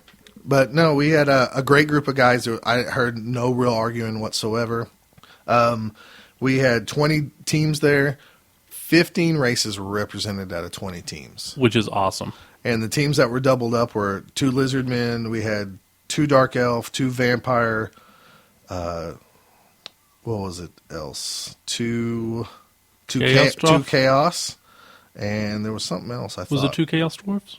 No, it was just 2 chaos. Okay. And then 2 Skaven teams. Oh, so it wasn't even like 3 dwarf teams, 2 chaos dwarf teams, like you would think. 3 orcs or whatever. Right, yeah, we actually had no orcs. I guess they just don't like Nuffleween. Well, they're saving it for Oklahoma. Ah, Yeah. I see. Yeah. So, hats off to the guys for bringing a bunch of different, diverse teams, team names. We had some really good team names. Yeah. It wasn't "We Are Green" or anything silly like no horse racing team names and stuff. Right. Everybody was they felt thematic when you played them. And Brad even brought his 2 stone Hexens custom FF field. And it looked awesome. So cool. It was an awesome field, Brad. You FF should give Fields it to me. does such a good job. You should give me a 2 stone Hexens field, because I have a Chaos Dwarf team that would love just to play on that and represent the other Chaos Dwarves in the old world. You think that'll work? No, that's not going to work. All right. Although he did forget his iPad, and I had to mail that back to him. Well, he should have forgot his field, so I could have played a game on it. Like, what field? I guess somebody stole that. I can't believe Oh those my God. people. It's probably a Tulsa guy. I guess. We had one team that did have a theme that was based on the band Ween, which went with Nuffleween. Oh, yeah. Kent. That was very cool. Yeah, it was Ween in the name of Nuffle, and then he had all his players I named doubt Nuffle. anybody knows who Ween is. Oh, there's a lot of people. If they play Blood Bowl, they know what Ween is. They have to. Really? Push the little daisies up. Yeah. Okay, name another song. The Mollusk album. I have that album. Okay, wrong person to ask. Yeah. Anybody else? I have the knows country nothing? album by Ween. There's a country album? There's a country album. Wow. I'll have to listen to that. It's good. Dick in the Dirt is a song on there, and That's a great title. it actually is a really good album for a country album. It's still Ween, but it's a country album. Is that separate words? Dick in the dirt? Or is it Dick in the dirt? I think it's. Maybe I have that wrong. I'm waving my dick in the wind. I don't know. It's some Dick song. Okay. It's been a while since I've actually listened to the country album, to be honest with you. Okay. I'd listen to them. I have the Mollusk on my iPad all the time. So That's cool. what else do I want to go here? There was a few people, and I'm just going to chalk this up that they were last-minute add-ons to coming to the tournament. They didn't have their rosters ready or printed out. Yeah, it happens. So all I'm going to say is overall, everybody did a really good job by being ready and prepared. A lot better than last time. And the organizer did a great job of taking those teams and putting them into the computer and getting them to look nice. The organizer did a great job. In all honesty, I want to give you props. Well, I was thank going you. to do that a little bit later, but since we're talking about the organizer and you were patting yourself on the back, you did a really good job of running the tournament. I think we learned from Oklahoma Bowl, and this one It went much better. a lot Yeah. better. Still a couple of mistakes, but that'll happen. Big shout-outs to Alan for helping a lot. Brian helped a lot. We signed up some people for the NAF, Yeah? so that was cool. There was just a few rosters, though, that didn't have team player names. And all I'm going to say about that is that's fine. It's a tournament. Sure. But I'm glad I didn't play you because I like playing people with names on their team. Yeah. And that's just me because I don't want to play the Mr. Incognito 7 or Mr. Incognito 8. Okay. You don't get that reference, do you? There was an old game called Pirates for like the computer. And if you typed in your name, you could walk around and it'd be Scott Prime, and they'd say, "Oh, it's Mr. Scott Prime" when you visited islands and stuff. Well, if you didn't fill in that name slot, and you were just Mr. Blank or whatever, they'd call you Mr. Incognito. Oh, nice. And it's probably only Gary Brown and Robert Henry, who used to play Second Edition with me, would get that reference. So, Pirates for the computer. Everybody loves pirates. Yeah, they do because there was a movie made, adult movie, later. Based on it? No. Because that will be interesting. Anyways, Hello, Mr. Incognito. I guess we should stay focused on Nuffleween. I guess. Since you didn't get to play because you were running it, Right. do you want me to kind of go round by round? Because that's the only Sure. experience we got. Yeah. Let's hear a breakdown of your team and how you did. Okay, so I was playing Nurgle. First matchup of the day, I had to play a heated rival in Brian Hill. Brian Hill's from our home league, so he's over at my house or your house playing all the time, and he usually kicks my butt. Right.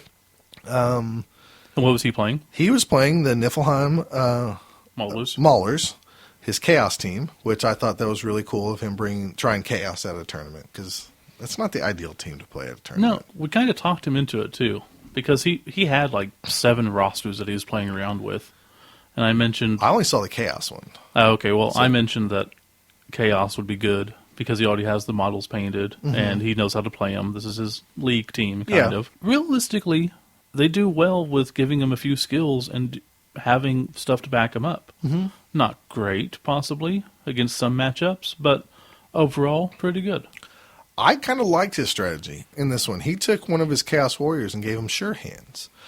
I know he moves a little slower maybe than the Beastman, but that 4 strength, still 3 huge. agility, it frightened me, and I was not so happy that I played him first round. So I thought, okay, well, maybe I'll only get beat 2-1 or something like that. But we played, and I happened to score. I scored first half. I got the ball, scored. Second half, he started. This is the only time I think I had man advantage on him, is I hurt some of his guys and had the man advantage for the game. But long story short, he ate a reroll, probably a turn before he should have. I think he thought his touchdown was for sure in the bank. He was just wasting some time, so I wouldn't have a chance to score. Okay. He went ahead and used a reroll on his Minotaur when maybe he should have just saved it in case somehow I based him or something. He was caging up fairly well. Okay. I took a shot and got in there, and anyways, he rolled 1. Didn't have the reroll to dodge away or anything else. So he had bad luck, and then I had good luck to sweep the ball out, clear it, and then basically win the game 1-0. Okay. So I won my first game. Second game I played the I probably won't pronounce this right. Is it Arundel Archers? They were pro elves. Okay. By Michael Lewis. Really nice guy. He had his players well marked. If they had multiple skills, he had different colors on his bases, which was different. He didn't have like bands or anything on it. Oh yeah, I saw that. He had like, pink meant they had dodge, yellow meant catch. Just like or little something swatches of paint. So he had a pro elf team, which were those, not war dancers, but the blitzers were a pain in the butt. Long story short, I scored, he scored, we tied 1-1. Again, though, he probably should have actually won. I won the game because he rolled bad, because he was about to score again, and he just had, one reroll one type of thing happen, and that gave me an opportunity to sweep the ball and hold in there defensively. So I tied this game. It was a really good game. He had me a man down, I think, most of this game. I got beat up by elves. That's not good. Yeah. Game 3, I played, I played David Reed and Petra's Golden Avengers, which was a Kimry team, which scared the crap out of me, because these guys had strength advantage on me. And once again, he beat the hell out of me. And he literally beat the hell out of me. Like you had no more hell left in you. No more hell in me at all. I ended the game with like 5 guys on the field. And somehow I kept, Kimry slow-paced, have a cage or whatever, or as much of a cage as they can. And so I just kept getting in front of them and not allowing him to block me. And so I just put up these walls. And then finally it was to a point where it's like, well, he's going to score soon, so I had to do something stupid. So I dodged away with I think it was a Nurgle Warrior. I went through 2 tackle zones, made it, because I thought, well, I got 50-50 chance on both of them. Yeah. Tackled the guy. Ball bounced out of bounds. He's like 4 spaces away from scoring. Ball bounces out of bounds, and it goes 11 back up the field. Wow. Totally throws, momentum. I get a Nurgle Warrior, 2 Nurgle Warrior. No, I'm sorry. I get 2 Rotters and a Nurgle Warrior over in that area. If all I can do is pick up the ball, because he only has 1 Tomb Guardian, so I'm knocking him down and he's getting that guy up and putting him in the way. If I could pick up the ball, I have 2 plays to pick up the ball. I have a chance to score and somehow pull out this game 1-0. Well, I can't pick up the ball to save my life. So luckily though, I tie 0-0. There's no stats whatsoever in this game except me getting. How good did his team look? His team looked awesome. Yeah. I don't know what miniatures, for some of the other ones he used, but they were painted very well. They looked great. They had cool names and everything. I'm assuming this is a league team from his Tulsa league. Probably. They look great. So another tie, 0-0. So I'm actually pretty happy because this is Nurgle. So I just expected to lose, maybe win one game and lose some games just by 1 point. And if I'm correct, this is your first time ever playing Nurgle, right? I've never played Nurgle. Well, if you count Fumble, I played I think 4 games. Oh, okay. Through the Fumble thing. But tabletop wise, first time I played Nurgle, and first time I definitely played Nurgle probably in 2 years because it's been a long time since I played that Nurgle team online. So yeah, I haven't played them. Last game 4, I go into the game. I play Chris Leonard. He is the guy that you played in the finals, or one of the final matchups. It was the final matchup. Yeah, you want to say that. Oh, yeah. Yeah, round it 4. was. I got you. Yeah. You played him before. You know he's a good player. And he was playing Amazons. No. Well, he was... Oh, yeah, against me he was playing Yes. Amazon. Okay. Because I made I made a comment of, I wonder how well his Amazons would do against a dwarf team. Oh, right. And then he eventually caught on that I played Amazons against his dwarf team. And you were rubbing it in his face. Yes. That you tied him. That I tied him. Yes. Hey, a tie is a win when you win overall. But yes, he brought a Amazon team, so I definitely thought, well, at least I'm going to go one win, 1 loss, and 2 ties. I was already just figured I couldn't handle Amazons. Too much dodge. Yeah, but they're easy to smash. Oh, are they? Should be. Are they? No. Okay, well, because they're not with me. The first thing he says, he sits down and goes, do you have anybody with tackle? And I said, no. And he's like, okay, I'm good. He didn't really That's need all to see that any mattered. other skills. Yeah. No tackle, you don't need to worry about anything else. So this is I guess it's Margreta Diestros, which I don't know what that really means, but that was his team name. Amazons, they were not female characters. They were like these little soldier guys. I don't know what models they were from, if they were Warhammer models or whatever, but like the Blitzers had these cool golden helmets on, like hats, and the other ones just, had their normal armor and stuff on. Cool. Even though they weren't traditional Amazons, they were still well marked and everything. Them not being females, though, threw me off at first because I was like, I'm going to make this block. And then I was like, oh, yeah, he's a blitzer, not a dude. Anytime I play against an Amazon team and they're not females, it throws me off. Or anytime I play against like a human team and they are females, it throws me off. Oh, I can see that. We only have one female team, so you expect them to be females. Right. Yeah. So, like I said, it took me like the second We are play. Blood Bowl sexists. Yeah, we are. It took me like the second play to realize when he's like, okay, when I threw a block against a blitzer, that it was an Amazon blitzer, not, a block dodge blitzer, not a traditional blitzer. But anyways, we had a great, fun game. He stops me from scoring, so... here it is, 0-0 at halftime. He marches down the field. He scores. He leaves me like 2 plays left. And just like I thought, well, I'm going to get beat. Mm-hmm. And sure enough, Nuffle was on my side for once. 2 plays left. Best play I've maybe ever made in a tournament. The ball gets kicked goes into the end zone because he has kick, so he shortens it. It bounces into the end zone. I'm like, crap. He spreads the field. So I take Kaiser Dot, the Whopper King. First, I move all my guys up, so I at least have an option to throw it to somebody. This, yeah. And I tie as many guys as I can up. I'm still a man or 2 down. I pick up the ball. I go as far as I can upfield. Mm-hmm. No, I'm sorry. I had to actually use my go-forts to pick up the ball. That was the end of my play. He moves. He does some things. He says he's done. He thinks he's probably okay. And he probably was. Yeah. Because it just took a miracle. So I then blitzed the guy to get a guy clear with no tackle zones on him.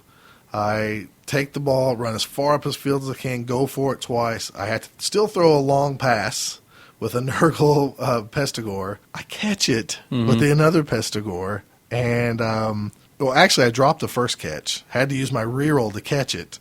And then I had to go for it twice to get into the end zone. So I won on the last play. I didn't win. It felt like I won. I tied the game in the last play. End zone to end zone. End zone to end zone with Nurgle. Jeez. How cool is that? That was pretty cool. So I love Not that. for him, but for you. So I went 1 win and 3 ties, which I thought was fairly good for me. That is pretty good. So I guess we might as well just go ahead and do a quick breakdown of who got what. yeah, because people are probably tired of hearing about me playing with Nurgle. Probably. All right, so you want me to go down the list here? Yeah, you got the list. Go Let ahead. me go from best to, I guess, Just the highest what, trophy. What we gave out. Okay.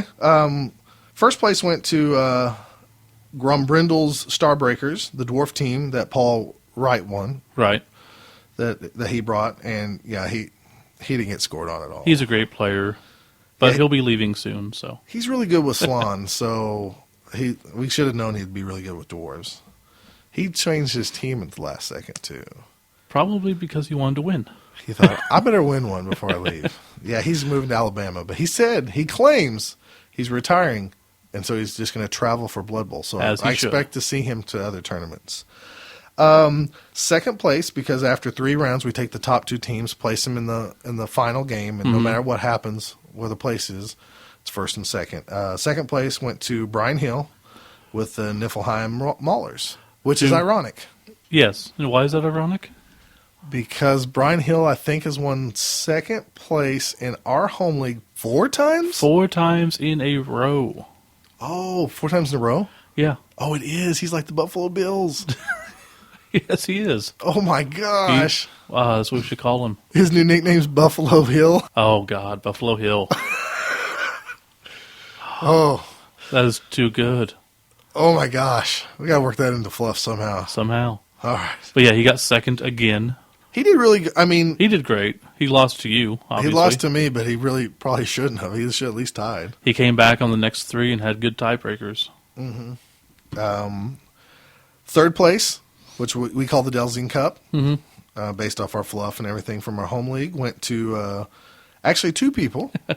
Yes, if you were at the tournament, you saw it go to Leland Gross. Yeah, Leland Gross won it at the tournament. Great local guy who came out. It's glad to see him. I think it was his first tournament. He did really well. He did very well, And obviously. he had a crap load of casualties. And the true official, after I fixed my screw-up, was... Well, there's no screw up. This is Well- Blood Bowl. Okay.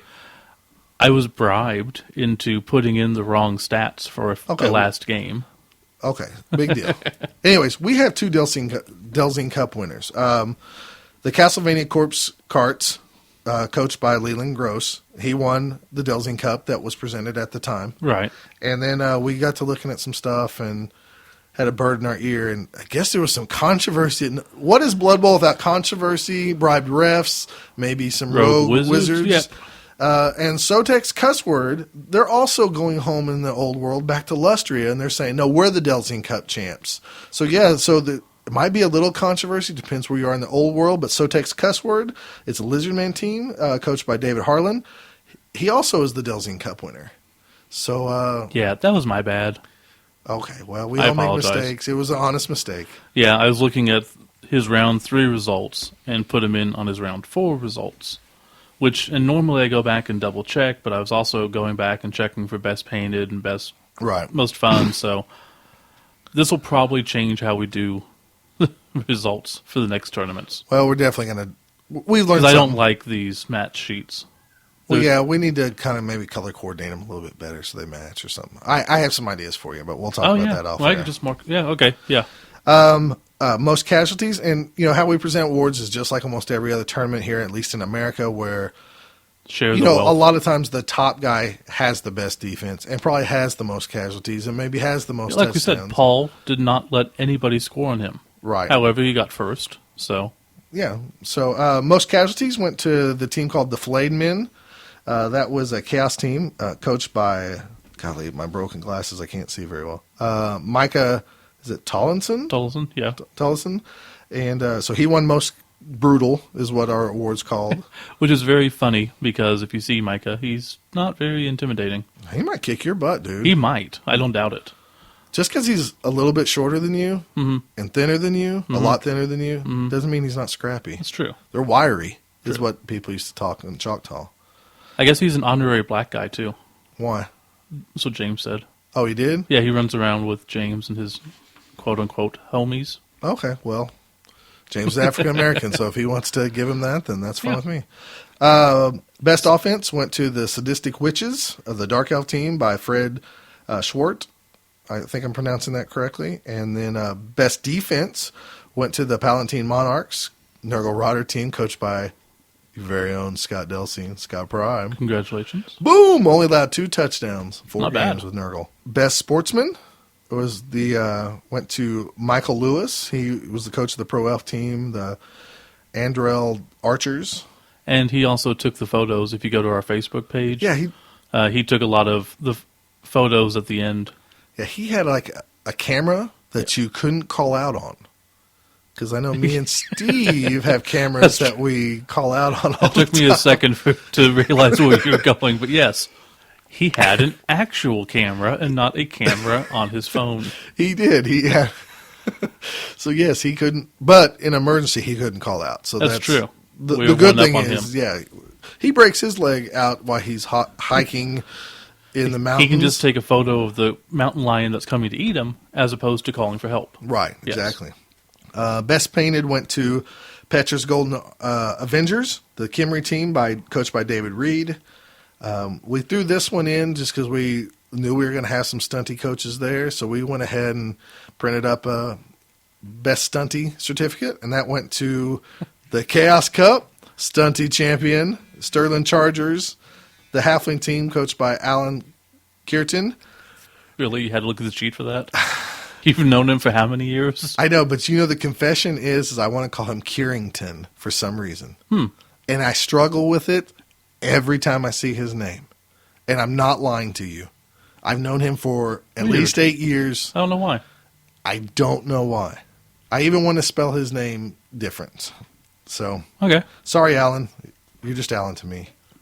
And then, last but not least, the back of the pack. It went to the lowest point total. Well, it is last of the- and least. It is the actually. last and least. You're right. It went to the Vampire team, the Night Watchers, coached by Patrick Hensley, who I don't know if it was his wife or girlfriend or friend or whatever. She stayed all 4 rounds and hung out with us, and it was awesome. She showed a lot more patience than she should have.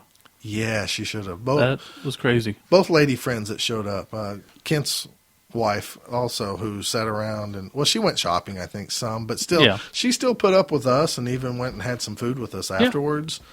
And so, thanks for coming and supporting us. And maybe next time we'll break the 25 mark or 30 mark. I'm or sure even we will. better.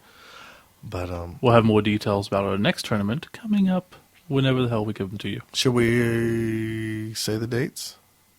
if you want to. All right, so it is in stone. If you've talked to us off air, we probably told you that it might be coming in January, but we weren't sure. Well, we pushed that back to March. It is going to be in March 9th and 10th. We're going to have actually 2 tournaments. March 9th is going to be the Oklahoma Bowl. Oklahoma Bowl 2, or whatever you want to call it. Yeah. And then March 10th is going to be, The Spiky Cup. and this is not the Spike Magazine Cup, obviously, but it's based off Spiky Norman. The old star player from 2nd edition.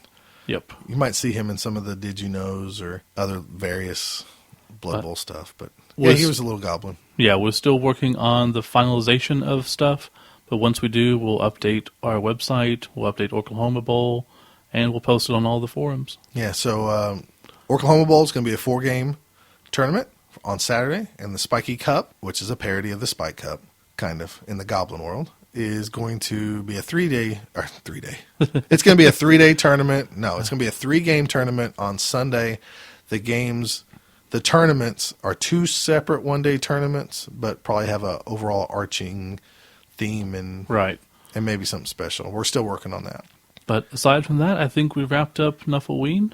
Yeah. Anything else we want to say? We Go on Facebook and look at the photos. And let's not forget Impact Miniatures. Oh, yes, thank you for Impact, because we did give away a lot of miniatures to the people who played Yeah, we did a lot of what we in consider between rounds and stuff. Halloween-y type miniatures and stuff, like And vampires and stuff. we also gave away some themed Prizes. prizes, I guess you call them. You know the handcuffs I got for best defense? So my wife said, these look like those cheap ones. And I said, well, they are kind of cheap ones. And then she somehow finagled them on her wrists. and then complained about them hurting her. And then she goes, "I'll just break out of them." And then she couldn't. So boom. So I laughed at her. Yeah, so best defense got some handcuffs. Best offense got a bling clock to wear around his neck. Flavor Flay. Flavor Flav. Most casualties got a scythe. Back of the pack got a shovel because he's in the back of the pack dealing with all that crap. Right. I like some of the giveaways we did do. I like the skull bong, beer bong thing. Yes. That Brad won from Houston. Yeah, it was a skull that was like a beer bong. But we gave a lot of fun things. I think everybody had a blast, though. I think so. I don't think we had any complaints. And if you did have any complaints and you were there, let us know. We'll fix it and not invite you next time. You have to give us feedback. Well, we're going to wrap this up, and then we'll be back with shout-outs.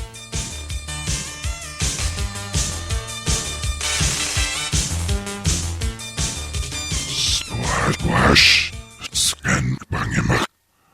Splash never eats the what the making silly.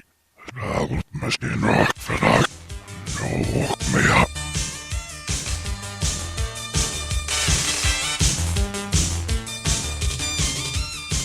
Welcome back to Shoutouts. First off, I would like to thank Jay Little from Fantasy Flight Games for just giving us a lot of his time to come talk to us about Blood Bowl Team Manager. And believe it or not, I enjoyed all the talk about the old school Blood Bowl stuff that we had even off the air. Yeah, he stuck around for another 30 minutes, probably just gabbing. Yeah, so I really enjoyed that. Great guy. You can check out him, all his games at Fantasy Flight Games. He also does He has a website at paintedthumb.com. Right. Just gives his thoughts on stuff. And he also does, is it called Geek to Game or something like this, which is a convention he actually backs up in St. Louis. I know we don't have this in front of us, but I will. There is a convention in St. Louis in May, and it's called Geek to something, and I can't remember the name, but we will put that on our website so you can find it. But if there are any Blood Bowlers in St. Louis or around St. Louis, let us know. Shout out. Maybe we need to talk to you. Yeah, we'd like to know if there's there's people that would be willing to go to a tournament maybe in May. I didn't say that, but yeah. I'm just saying. Yeah. But yes, he backs this. It's a tabletop like gaming convention and stuff. So props off to this guy. Seems really cool. Yeah. We just don't remember the name. But we'll have it on the website. And he misspoke, and I misspoke, I guess. The Twitter for FF Games is FF Games. It's not FFG. It's at FF Games. Okay. So just wanted to clarify that. And then I wanted to give a shout out to our Aussie buddies who are doing the Aussie block dice over on Indiegogo. Are these the cool, like... yeah, it's got like a koala bear. Okay. And the leaves and stuff. Mm-hmm. Unfortunately, didn't know about it last time, and we can give a shout out now, but it's ending in just a couple days as of you hearing this. So definitely make sure to go to indiegogo.com/Aussie block dice. Put in your order. They look really cool. And if you don't happen to do that, make sure to make it out for our tournaments in March here in Oklahoma, and I'm sure that we'll be giving some away. Ooh, really? I'm positive we will. Oh. So. Any other block dice maybe coming down the pike? Well, supposedly, Chance is going to be releasing on Kickstarter. What? The Fumble Chance, dice. the guy that took over our show? Yeah, that Chance. Yeah. Just joking, Chance. They're doing block dice for Fumble, but that's going to be on Kickstarter, and supposedly, I think we're releasing this the same day that they're releasing their newest podcast. Okay. And it's going up that same day. So these are going to look like the block dice that are in those little images? Yeah. Okay. They look really cool. Because a true Fumble block dice would be like a deck of cards, and once you use that 6, you don't get another 6 back until you go through the other 5 numbers. I made the joke that if they're a true Fumble block dice, then there should be like 3 skulls, 1 push, and then one of the other 2. Yeah. No, from the pictures I've seen, they look really cool. But yeah, definitely going to get some of those. And if I get extras, we might have those to give away at the tournaments as well. Okay. Speaking of tournaments, and is it it's April, or has it been pushed back to It's May. It's May now, right? Yeah. The NATC, the North American Team Championships, is coming to Vegas. So make sure you sign your 4-man team up. There's rules over at North American teamchampionships.com. And it is a go. It did get through 12 teams. They got their initial early bird 12 teams signed up. They've got 5 U.S. teams, 6 Canadian teams, and even one coming over from Germany. That's pretty amazing. That is pretty awesome. Now, Americans, if you want to host the North American Championship, even though it's North American. You mean World Cup champion? We need to win this, is what I'm saying. Oh, I see what you're saying. Sign Okay. up more teams. Go out to Vegas. What happens in Vegas stays in Vegas, so you can do weird things if that's your thing. And you need to. Somebody needs to win this North American Championship And keep it in America. or North America. Yeah. Wouldn't we accept a Canadian team winning it? No. Oh no. No. Isn't North America us and Canada? And Mexico. Okay. Well, But Never I'm not mind. going to accept it unless someone from America wins. man, you're patriotic. What is somebody that just roots for the continent, like North America? Well, I do that for, like, soccer, but not for this. Okay. All right. Well, Steam's This is in Vegas. okay. All I right. want to win. I don't know if I'll be able to. I don't know if we can make it, but we're going to see what happens. I'm going to be so much happier when my wife finally finishes school, which I don't even see the Yes. light to that tunnel yet. But once she finishes school, I'll have this thing called money. Mm-hmm. I should, because she'll be working, and my kids will be older and won't need diapers and stuff, and maybe not sick all the time. Yeah. And maybe I can do something. Yeah, and if my job would decide if they're going to end or continue, or if I get a new job or whatever, then I'll know. But until then, I'm so up in the air, I have no clue. It probably really depends on how much stuff, old comics and stuff, I can Yeah. sell on eBay to fund the trip. If I did that, I could fund it no problem. I'm not going to do that. You don't like getting rid of your old good comics. No, I You don't. actually have comics that are worth something. Yeah.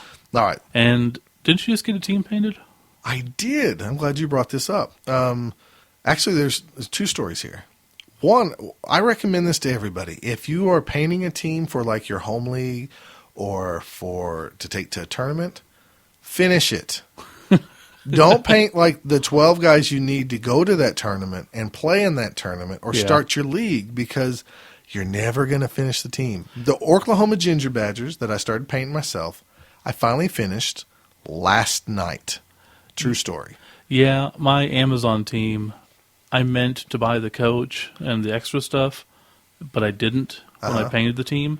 And now that it's completely painted, I'm never going back and doing that. I struggled. I've struggled for months now to paint the last couple linemen stuff. Now, I know I'll probably never have a 16-man roster, but I sure Yeah. like to have those in case I ever – I know it sounds stupid, but I always think of what if we start a league where you say you have to have – you can only take one blitzer, one blocker, one of the specialized positions, and then let's say your 0 to 16 models, you have more of those figures or something. You could see the look I'm giving Scott. I know. What the hell? I always think of variances of the game. Like, okay, in this We're league, lucky to get the regular game played. I know, but I just like having those options. Okay, I I like understand. having the build options too. You know, Yeah, you know because how, if like, you go to a tournament or something, you might take more linemen than skilled positions. Well, a great example is in our home league currently. You have the Sterling Long Pigs. Yes. It's a vampire team with nothing but thralls. Right. If you would have bought the standard vampire team, you wouldn't have had enough thrall models. Very true. You decided to choose to take a variant. So I like to have these options. Okay, I got you. I like having a 16-player team, too. If I ever sold them, I can say it's a complete team. Yeah. I will almost never buy a team off eBay if there's just 12 models. And that's just me because I know I can't match them. Right. But back to your original thing. I know a guy who can match those, and his Yes. name is Kenneth Baker. And he does painting. You can find him at facebook.com/Rogue Minis. Rogues minis. I'm sorry, Rogues Minis. All one word. He's an Oklahoma guy that how did we come across this guy? Didn't you come across him from from Red Dirt Rampage tournament? essentially, yeah, Facebook. Okay. So He's a local guy. He paints minute. He loves to paint. He has the time to paint. he's super quick. He's super quick. Really good. Really good. Good prices. Everything about it is awesome. Yeah. I'm not going to say the price because I don't know if he has the same Price price will for vary anybody. by team. It might, but here's what I had. I started a halfling team back in March because I play a halfling team in our home league, and I thought I would just slowly work on it because I'm painting now. I'm painting the orcs, and well, once you start playing with them, you don't feel like you have to finish them because they're good enough. This is us, at least. We're more gamers than we are painters. Other people out there, you're different. Well, this is the same team that Alan took to Chaos Cup and he used in Nuffleween, so they were painted enough, bare minimum. So I contacted him. I was like, can you just finish these models for me? Can you just put the extra touches on them? I'll pay you. I had some extra money. He contacts me. He asks me a billion questions. Do you like bright colors? Do you like drab colors? Do you like this or that? I like to work off of actually like what real teams look like, just not some scatterbrained idea, randomness or anything. So he asked a ton of questions, which made me feel good as the guy who's giving him my models to paint. Absolutely. I took pictures of them. He's like, yeah, he evaluated them. He said, it's probably going to be this cost. And then I said, okay. And then he goes, can I strip them? And I was like, what? Because I figured he just want to do the job, be done, move on. He goes, yeah, I'd rather just strip them for you, and then I'll paint them. And I was like, okay. So I handed this guy. And he's like, it might take a little bit longer. Yeah, this is the initial thing. I dropped him off. He looked at him. He goes, well, I probably won't have them back to you for a week. And I was like, are you kidding me? I gave him like 22 models. 2 Treemen, Czar the Slayer, a Halfling Chef from Impact Miniatures, and then like 18 Halflings. Yeah. He took the models on Wednesday. He soaked them in, I think it's called green stuff or whatever. He cleaned them up, got the old paint off on Friday. Saturday, I got an email that said I have 10 of these painted already. And I'll probably have the other ones done by tomorrow morning. And if you want to meet, we can. Now, personally, I asked him not to base them. I asked him to paint the base a certain color because I've been trying to work on getting better at basing with the gravel and stuff. So he didn't have to do that. He also didn't paint, I wanted to paint the numbers on the bases and not on the uniforms. That's just me. So he didn't have to do that. He also, he doesn't spray coat them. He gives you the model back kind of raw so you can decide if you want a gloss finish or you want to brush it on or whatever. I'm sure he would have if I asked. But, I'm sure. I said I already have the sealers and stuff at home. I got these back by Sunday. I dropped them off Wednesday, Steve. I got 22 models back Sunday. It's awesome. I brought them over. You saw them. Yeah. They looked really good. Oh, yes. So contact Kenneth.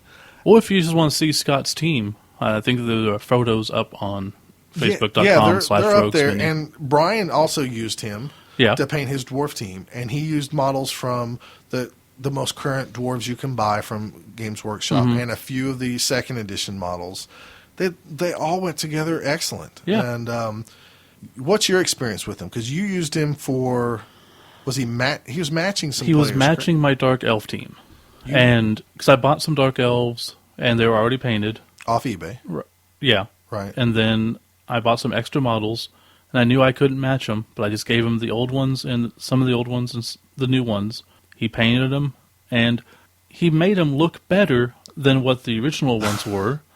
So they're just slightly better, but like the sideline figures look amazing. Yeah. Because they're the S&M type female Dark Elves, ones. right. And I'm so happy because like their boots are shiny black, and then they go to the stockings, which are like a flat black, flatter black, and just to see that little difference on the heels of the boot is different. It's like, damn.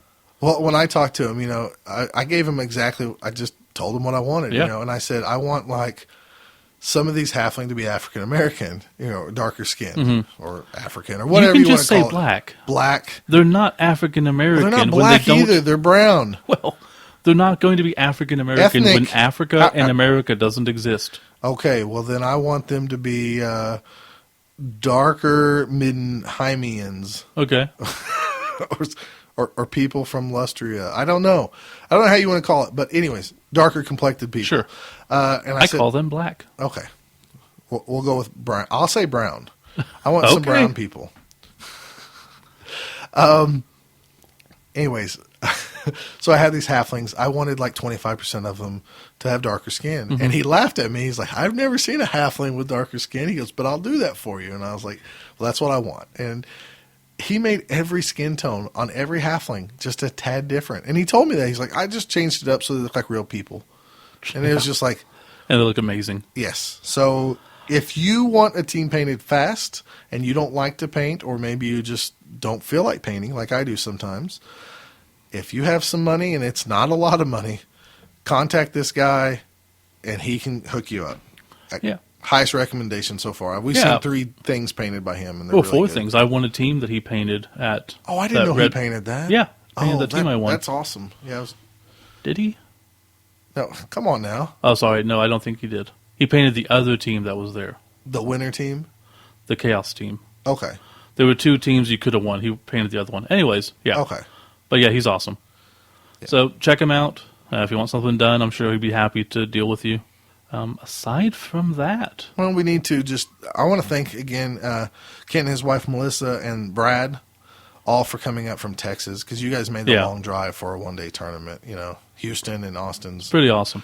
pretty far ways to drive, and I know Brad wrote it off as a business expense, probably, or excuse to be Sure. up this way, but still, he had to situate his life to do Yeah. that. So, And like I said, we're giving you plenty of advance notice. Make sure you come down for March 9th and 10th.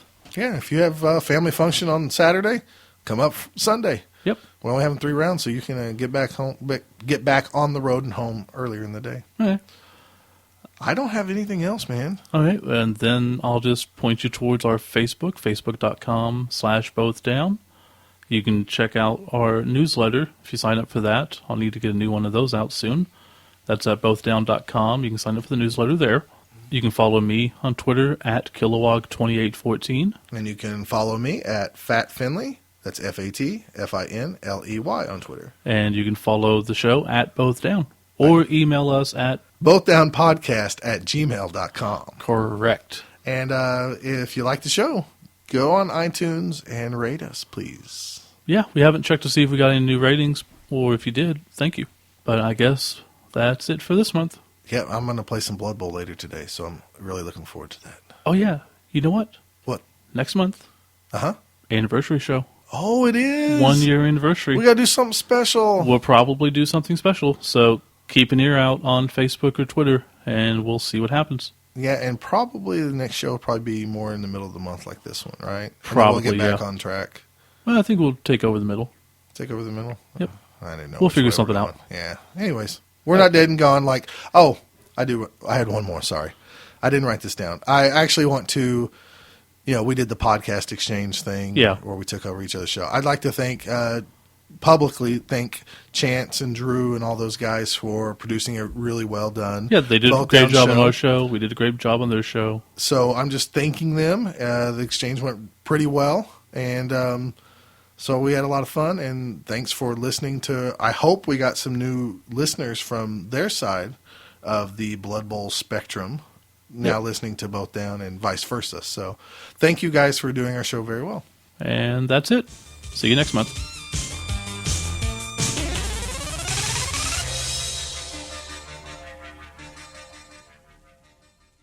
Both Down is a production of Couch Pirate Radio. Please drop by couchpirates.com to hear more of their podcasts.